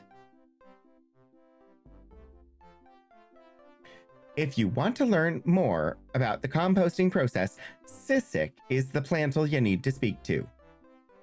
You pass on knowledge by soiling things?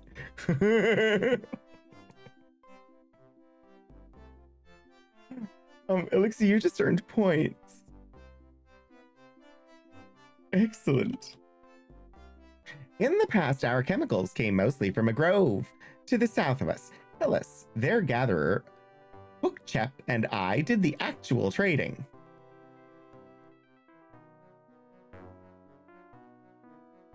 Chemicals. Chemicals.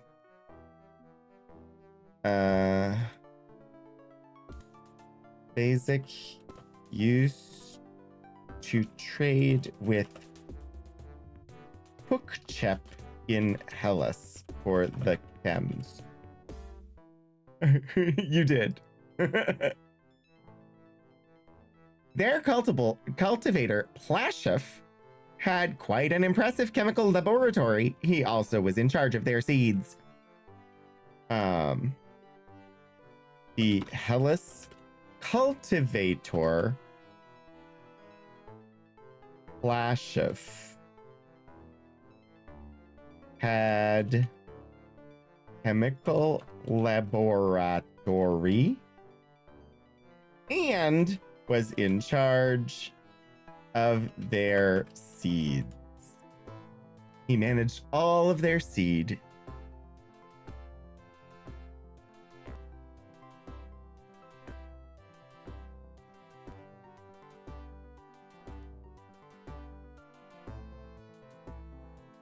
I'll dole out some out for people who were here earlier since the all command isn't working. Yeah, I don't know how the all works. I forgot. What a load.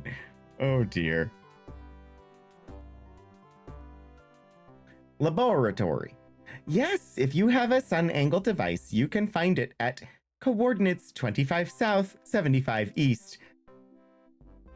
Alrighty then. Hellas. Chemical lab. The Hellas chemical lab. The chemical lab. Yeah? He's located at 25S 75E.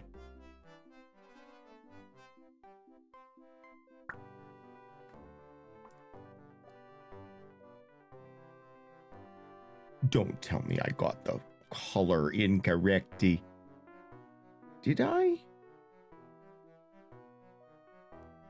Why did I pick such a difficult color to tell whether it's right or not? Her sun angle is fun angle. I mean, it should be fun.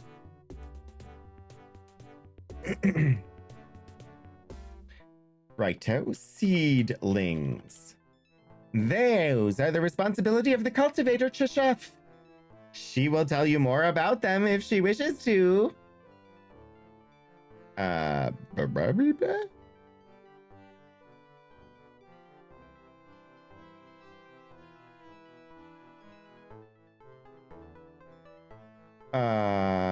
We talked to her already and asked about seed. I guess I'll try asking seedlings.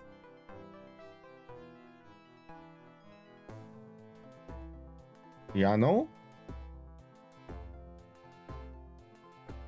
In the past, our chemical... Yeah, you said that already. Fine. Certainly. Perhaps we will speak again.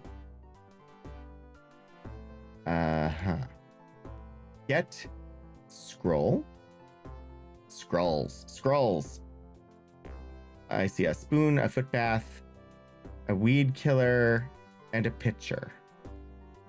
Ooh. Ah. Oh, poppin' fresh dough.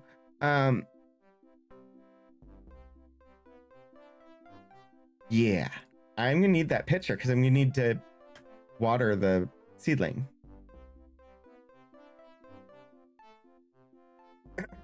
The first grove.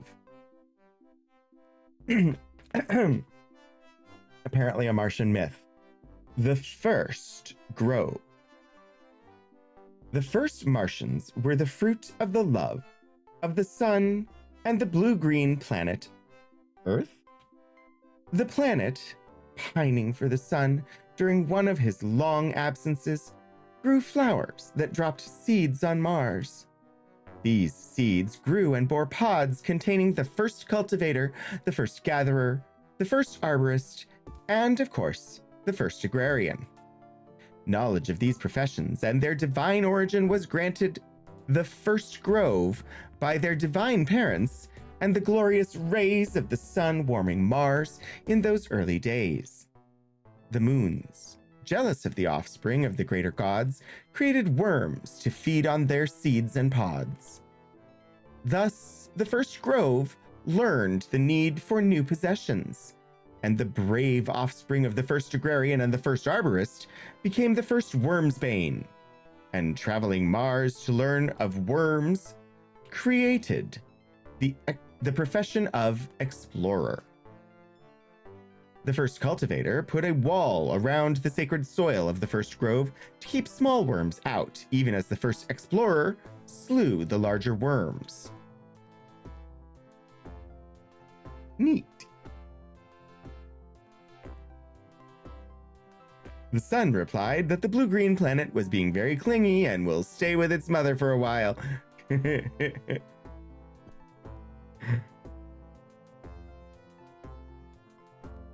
Alright, that room has a closed door. I will get to it in a moment. Do I remember who anybody is and where they all are? No, I don't. That was Sissik.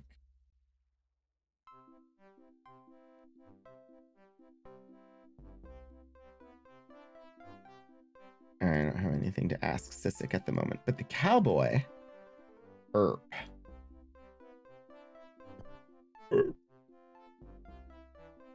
Sounds like somebody burped. Let's ask about water. I've searched the area and not found a good source. That it seems that the best answer for now would be to go to the ice caps. Well, Get your cap on. Let's go. I mean, I did spend most of the last time we played this game at the ice caps, so. To bring water back from the poles, you would use a pick to break off a chunk of ice and bring it back.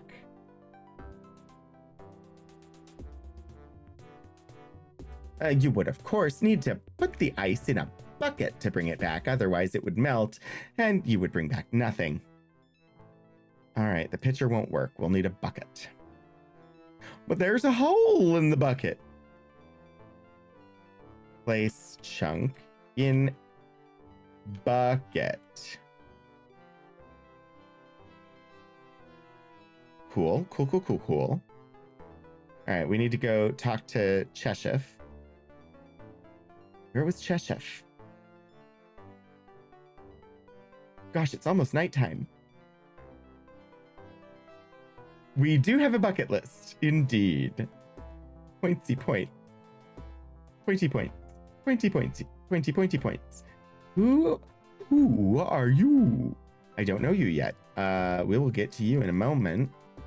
I'm trying to find Cheshif, previously in human guise known as Carver. That's Phasic. That's Cheshif right there. Yo, Cheshif. Talk to me about seedlings. To grow new pods, one would need healthy seeds. Alas, ours are contaminated from the plague. One would need to retrieve seeds from Hellas or Argyre. Yeah. We knew that already.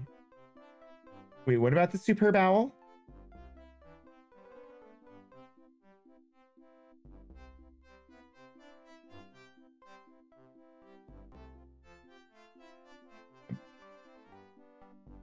I don't know what you're asking about the superb owl, but it's okay.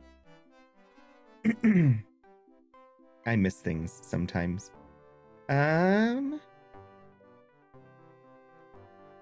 Right. I think we're done talking to Cheshif then. All right, more to explore. Oh, the guy who said, ooh. Actually, that would make sense. Superb owl in that case would make sense. I was thinking of the caterpillar from Alice in Wonderland. I'm rooting for Taylor Swift for this year's superb owl. What is up with this command today? Did I just take points away?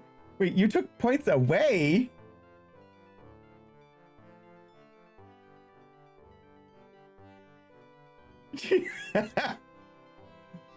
Why would you do this? You have betrayed us. You see a dead Martian seed. There's no reason I should take that, right? Nitrogen, acid, phosphorus, and potash.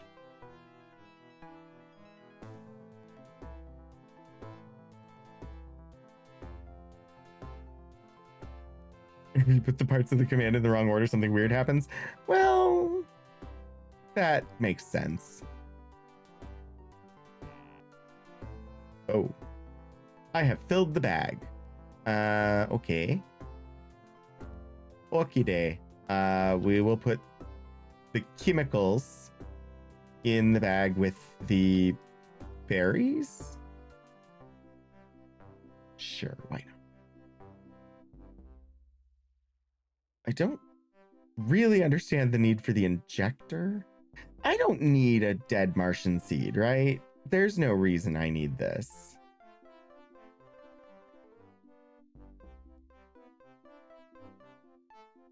Well, it'll be here if I want it. But we got the chemicals that we need, surprisingly.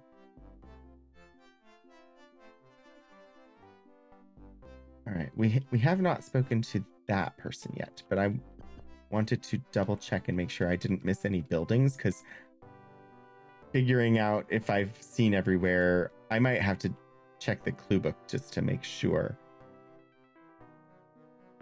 That's a stylus. That's a stylus on a scroll, though. That, he's standing on a scroll, too. Yo, Mr. Person. Mr. Plant? Oh, I know what I can do. Move you. What? Usually I can move them. You see a scruffy-looking blonde man with a sly look about him. Welcome to the Grove of Elysium, my friends. How may we be of service? I am Bitches.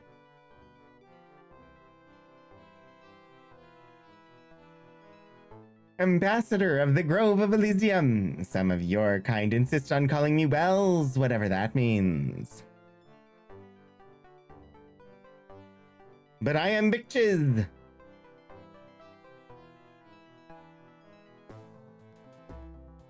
My function is to handle all of the Grove's dealings with outsiders, as well as Elysium's relations with other cities such as Argyre.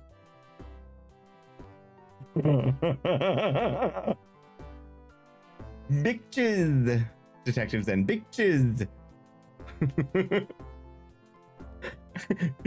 I know what it sounds like, but I am also the official historian for the Grove. It is a job of great amount. Wow. I don't know why words failed to proper in mouth. I am also the official historian for the Grove. It is a job with a great amount of responsibility. He puffs up rather like a great toad, obviously impressed with his own importance.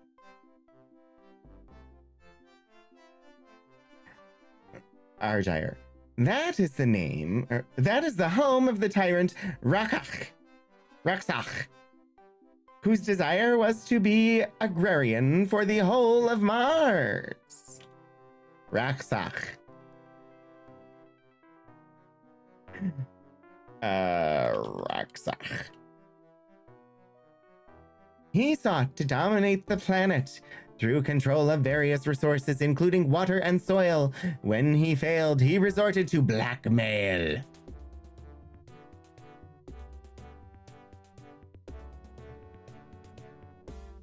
Raksach forced his gatherers and cultivators to manufacture a disease which would attack young seedlings, killing them before they could mature. He shudders delicately. The monster then threatened to release it if the other cities and groves failed to comply. Threatened? He shakes his head forlornly. We thought it was an empty threat. When we refused to cooperate, he followed through, releasing an airborne version of the plague. It swiftly destroyed all of the seedlings on the planet.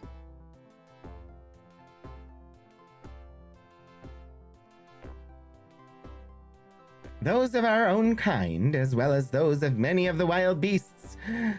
The effect on the ecology was devastating. Wait, bio-warfare not good? Who would have thought? You should have summoned Captain Planet. The plague, alas for us, lingered for several years, killing all new seedlings before they could develop. Our population dropped rapidly, and many species of the wild beasts were greatly affected as well.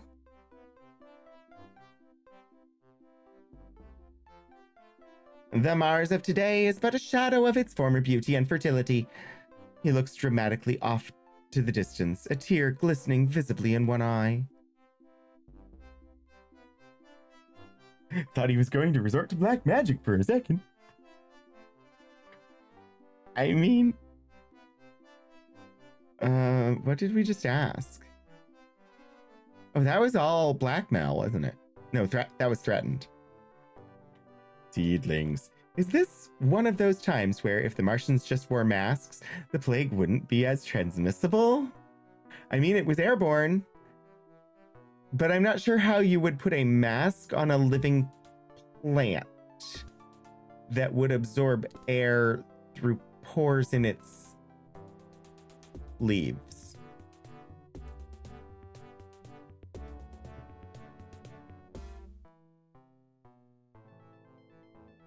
I'm not sure their technology would have been capable of it. Those of our own kind, as well as those of many of the wild... Yeah, okay, so seedlings we got. Ecology. The plague, alas for us, lingered for several years. Okay, population. During the onslaught of the plague, most groves exhausted themselves, struggling to raise viable seedlings. They died out completely in that losing battle. A few far-thinking groves, like my own, of course, fled to the dream world to wait. We waited many years for an opportunity to rebuild our superior culture. Why is this making me think of the DLC to Outer Wilds? And now that opportunity has arrived. We fled to the dream world. Some kind of paper bag. That might have worked, actually, Detective Zen.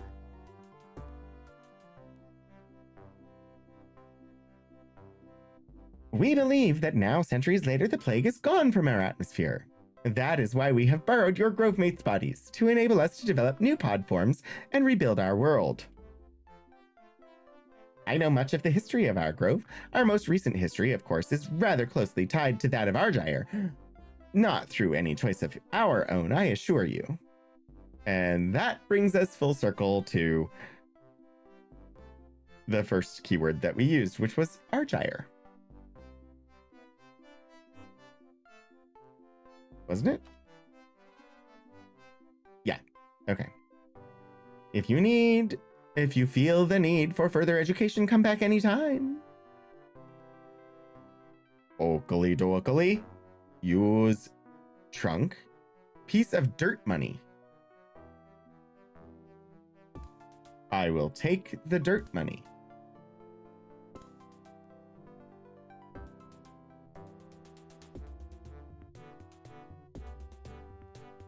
A plague on both your houses.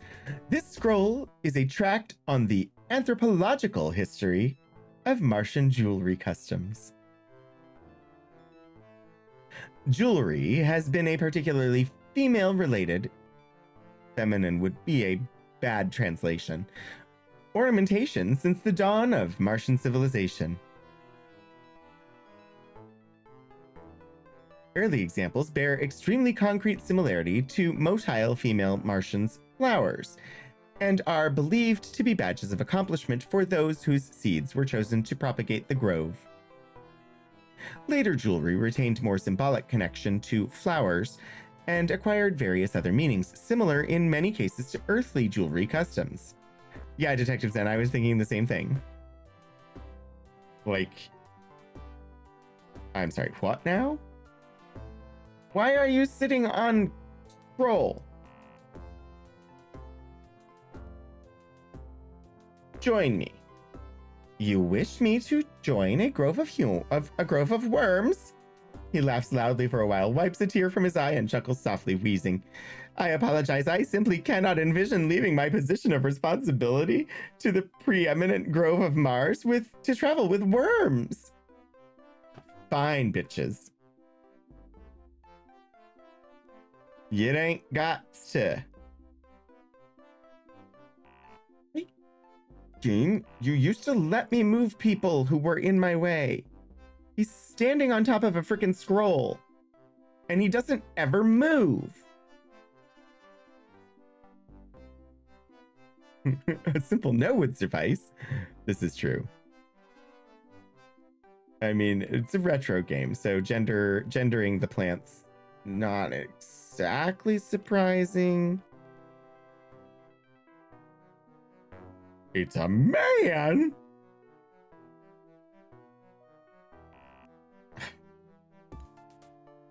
I am carrying too much.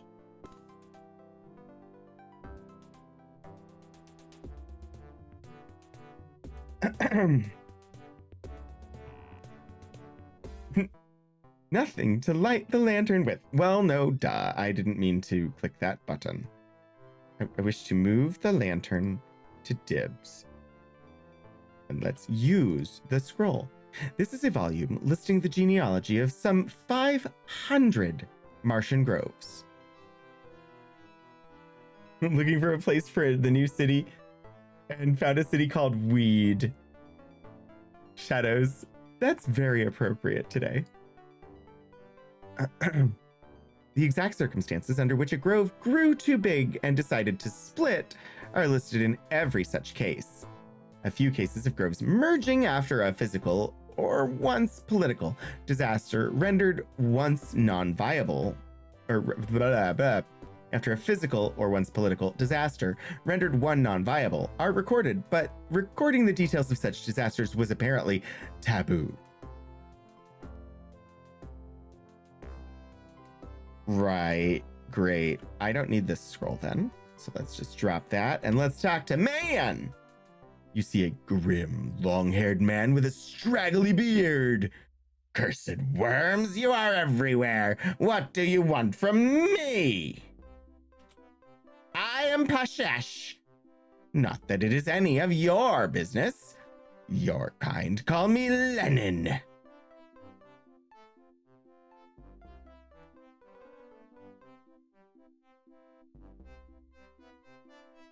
There's something I'm supposed to ask Pashesh about.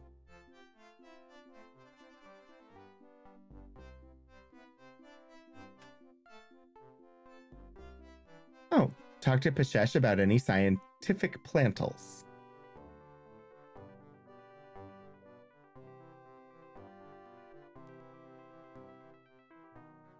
I don't know why he had the voice I gave him, but he does. I never know why. I am assistant to Bixches, great high ambassador of the Grove of Elysium. I know all about the most important plantals and places. Do you think Paul, George, and Ringo noticed that Lennon went bald? It's not Lennon, it's Lenin, Lenin.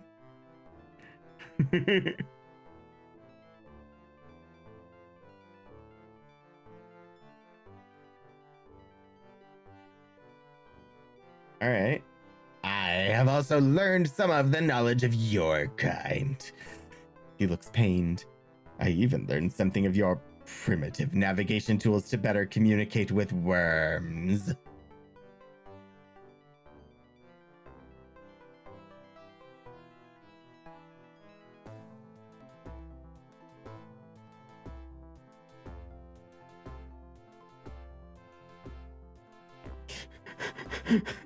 Sorry, I looked over and there's a drop of blood on my wrist.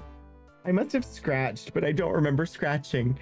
And so I had to look up just to be sure, because in horror movies, when there's a drop of blood on your body and you're not sure where it came from, it's usually something dripping from above you. Other interesting city art. Eureka and Lakeview that looks at a lake. I like Eureka because it sounds like Eureka. Bitches. He is a great plant. He is the only one with a true sense of the relations between the groves. He sighs. I asked Grove. He sighs as though his patience is being sorely tried. I occasionally forget exactly how culturally handicapped you worms really are. He speaks slowly and loudly, as though to a small child. A grove is the basic unit of society here on Mars. Plantals, such as myself, gather in groups to form groves.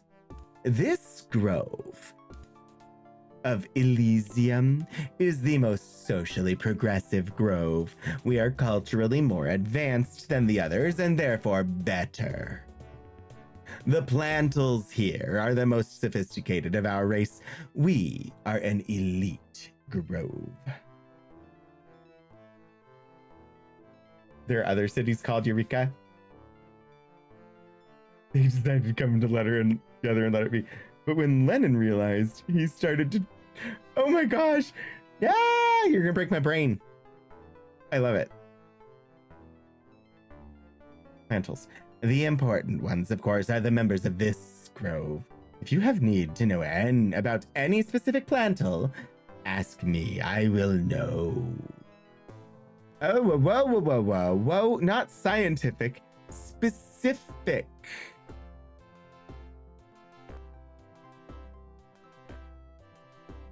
Ah. Karen started on Mars during the 1800s. Just about, yep. Places. The only ones worth knowing about are the major groves, which you call cities of Mars. Okay, let's get to asking. All sorts of names to ask about. I'm gonna start with actually Coker and Stoker. They're not plantals, but they were made by plantals. And then we've got Sisik and Zishak. Sisik, Xichak. And then we have Tekapesh. And then Cheshif.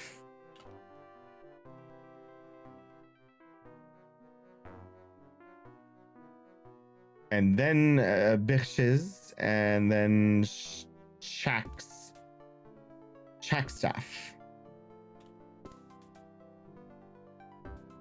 And then Phasic. And then Peshesh himself. We already asked about Bich's. So Sisik. Sisik is the assistant gatherer, second in line to the dirtiest job in the grove. Need I say more? Zechak. If we have to have a scout planned, at least Zechak is competent at the job, and he does bring back useful gossip. I mean, news. Tekapesh. Tekapesh is the agrarian of this grove. He is the nominal leader of our plantals. He is, however, willing to deal with literally anything. He is not very sensible politically. He sniffs and looks disapproving. Tackstaff. Would your feeble intellect care to rephrase that? Fine, I misspelled it. As our arborist Chackstaff is a useful individual in the grove.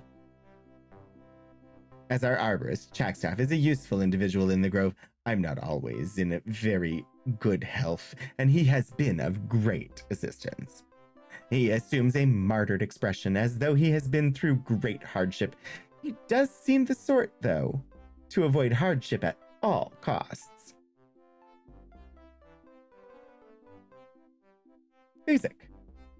Phasic has an important job, gathering. But because of the nature of the job, he is always so dirty and so socially unpleasant. Just not the right sort of plant to associate with, you understand?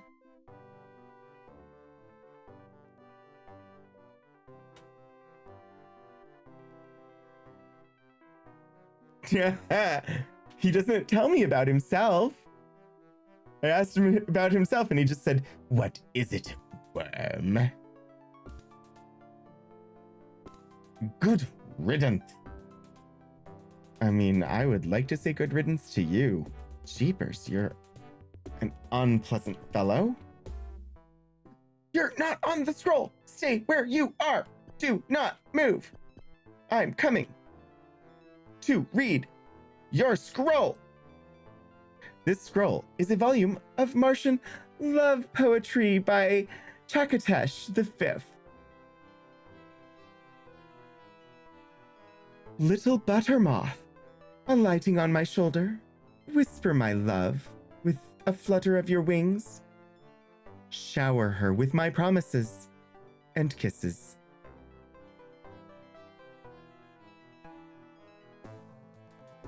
That's the only poem we get.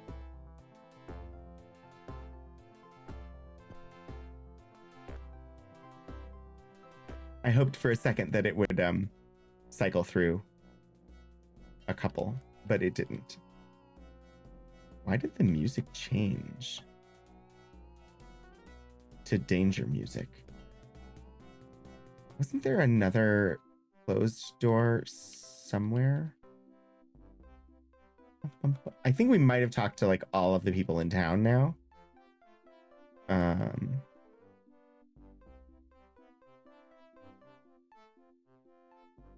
Danger zone? Did Kenny Loggins come to Mars too? I mean, everybody else seems to have, so why would that be unusual? Oh, Spectre, you don't have any more...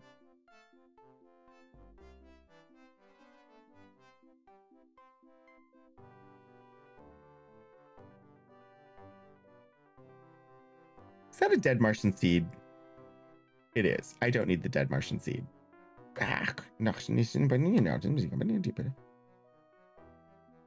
Spectre. Drop the dead Martian seed. Move the scrolls and the letters into your bag, please. Yes. This is good. Now. Move. I don't know, 15 sounds good. Okay, move 6.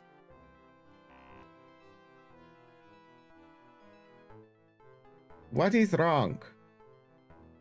Oh, you're literally carrying too much already.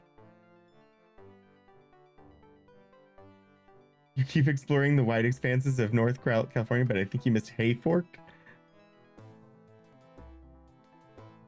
Tongs, wrench, hand drill, rivet gun, rifle. Everybody is maxed out on carrying capacities.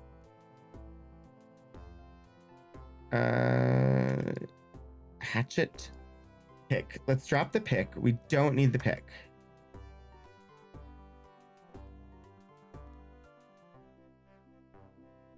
Oh, we don't need this. Bye-bye, shovel. Bye-bye, shovel. I don't need you. Drop the hoe now. I don't need it. Who needs all these metal knives now?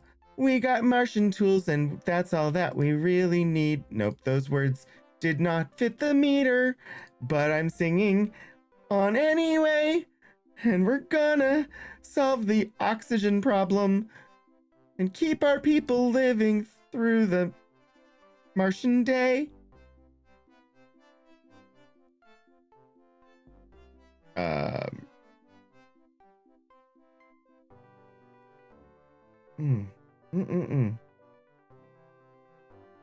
Crowbar.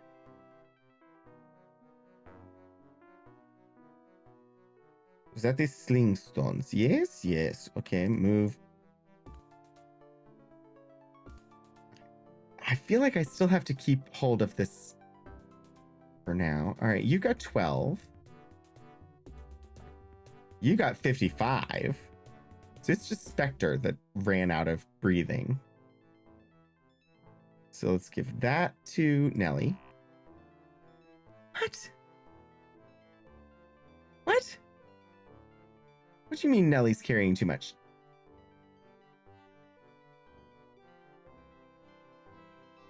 Oil lamp without fuel.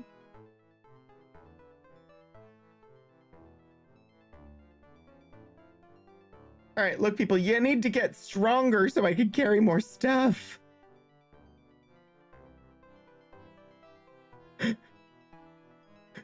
Please get stronger.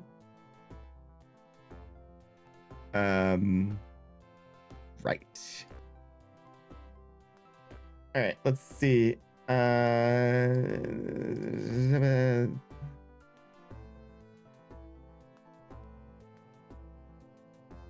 Yeah, we can drop that one. Nope. Time flies when you're on Mars. It's already 6:15 and we're close to end of stream. These Martian names are just getting weirder. Morning, Rivet Gun. How was your day?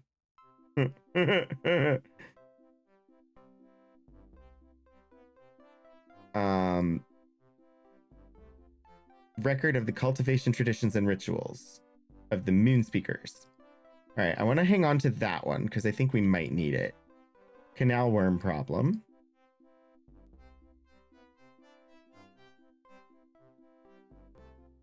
I think operation of the power generation system.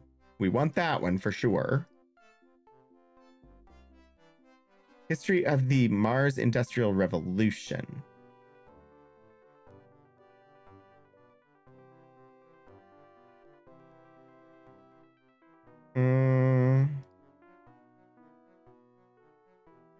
I don't need that one anymore. Let's drop it. Look. Here, I have a note. Let me see it. Do not comply immediately with my order to reveal the sites where you obtain your oxium. The consequences will be dire. Meet me at the cave in the middle of the Coppertease Chasma and bring your map. I don't need that one anymore. We already saved McGee. If somebody reads this, that scallywag Rasputin probably got me.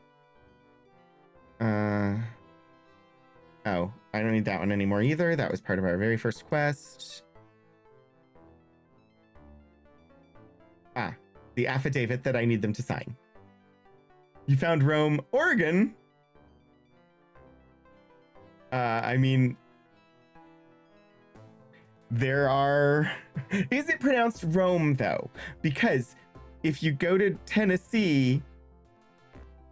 Or is it Kentucky? I think it's Tennessee. There's New Madrid, except it's New Madrid. If you go to Missouri, there is Cairo, except it's Cairo. Because can't pronounce things the way that they normally are, right? All right, Dibs has a little bit of carrying capacity. I did not know that I was going to be doing... What do you mean carrying too much already? Arg.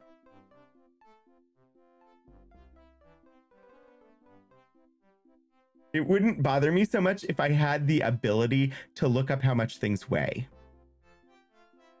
I don't know what the heaviest things are, so I don't have any way to determine weight versus value as a means of deciding what to keep and what to drop.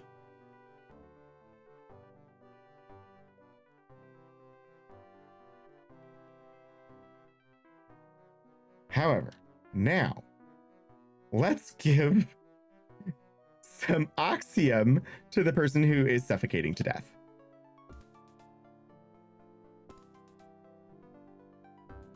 There. All better. All right. I don't know if I missed a building. I thought there was a third building with a closed door, but I can't seem to find it. So I'm going to consult the clue book to look at the map of town, which we've not done yet, for this town. Elysium City, page 12.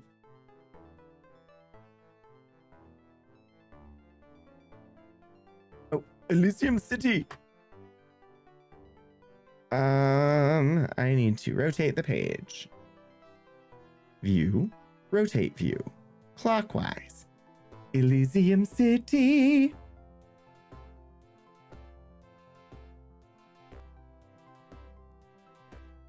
All right. Number 1, Tekapesh. We spoke to Tekapesh. Number 2 is Chakstaff. We spoke to Chakstaff. 3 is Peshesh. We just had a horrible conversation with Peshesh. 5 is Bikshiz. Or 4 is Bikshiz. We talked to Bikshiz. 5 is Cheshif. Is Carver and Carver's Notebook. We read Carver's Notebook. 6 was Phasic and Melier. 7 is the Dream Machine. Ooh. We're not allowed in there, but we might try to go in anyway. 8 was Sissik. And 9 was Z-Check and the heat ray gun, which we did indeed get. That was one of the locked buildings. That was a locked building. I think this was just an empty building, but I'm going to run up there and check. And I want to check on the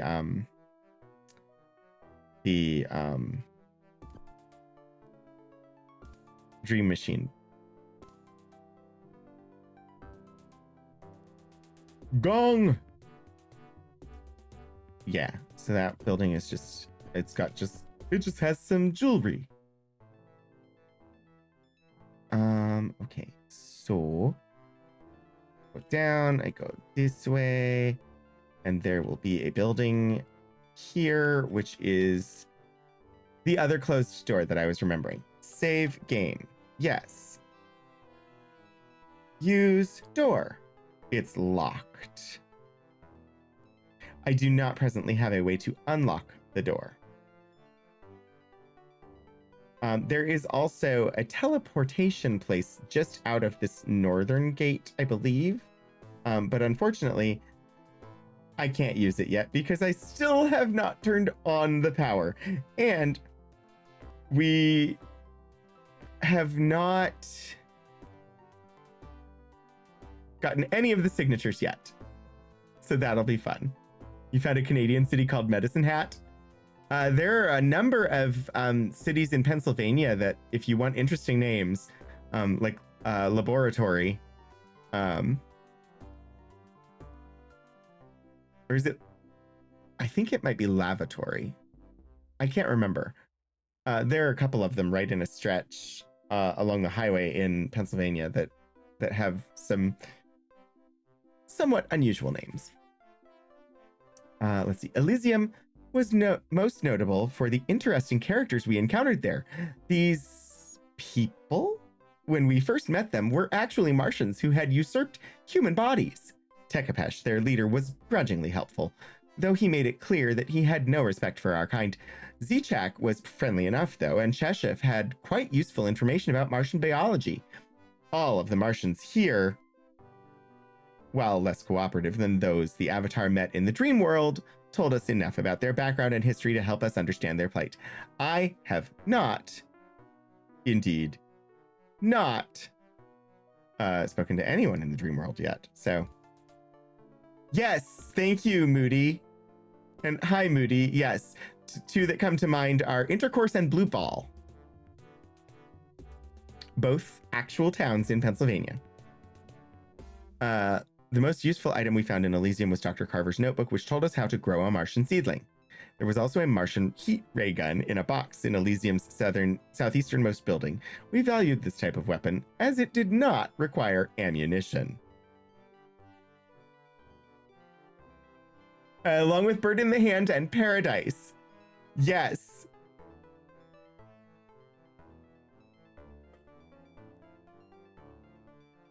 Like, I don't know why they were...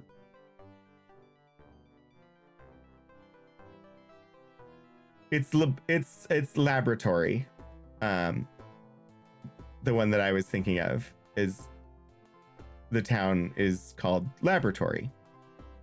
And what? Laboratory is an unincorporated community in Washington County, Pennsylvania, United States. It is home to the Moses Little Tavern. An early variant name was Pancake, after George Pancake, a pioneer citizen. Laboratory has been noted for its unusual place name. I'm sorry, Pancake would have been an even more unusual place name. There's a place in Idaho called Dick Shooter. Oh my gosh. Oh dear. With that, I'm gonna save the game and we're just gonna wind up the stream.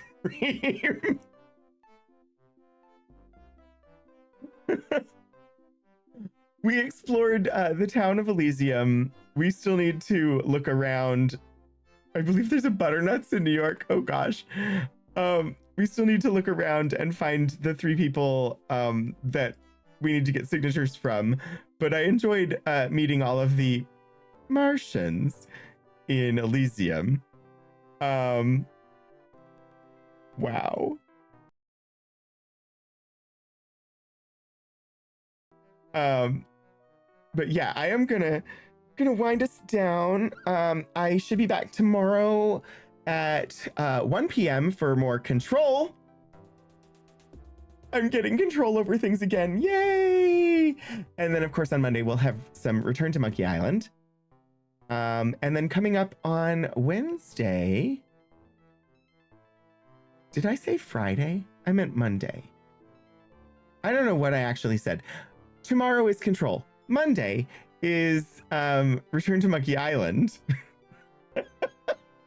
After Dick Shooter, there's nowhere else you could go on the stream. Exactly. Steven, I don't know what days are.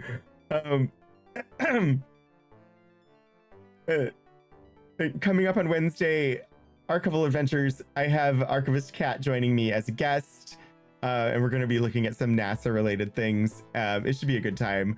They're pretty neat items. I haven't looked through them. I just saw them and was like, I need to use these for a stream. But beyond having like seen the one on top, I don't know anything more. But yes, yay, guest! And yes, I am Puddle Glum and Be Right UK. Thank you so much for resubscribing. Be Right UK, thank you so much for the 500 bits. Thank you, of course, to my moderators. Thank you, Was Not Worth It, for being a subscriber over on the coffee, and of course, all of the wonderful people who have done art. And I'm just gonna throw this out there. Thank you, Stephen Joyce, for being an inspiration. If you're not already,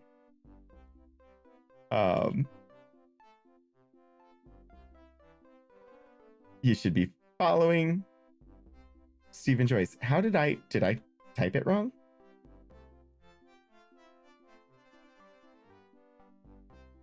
There. If you're not already following Stephen Joyce, you should be.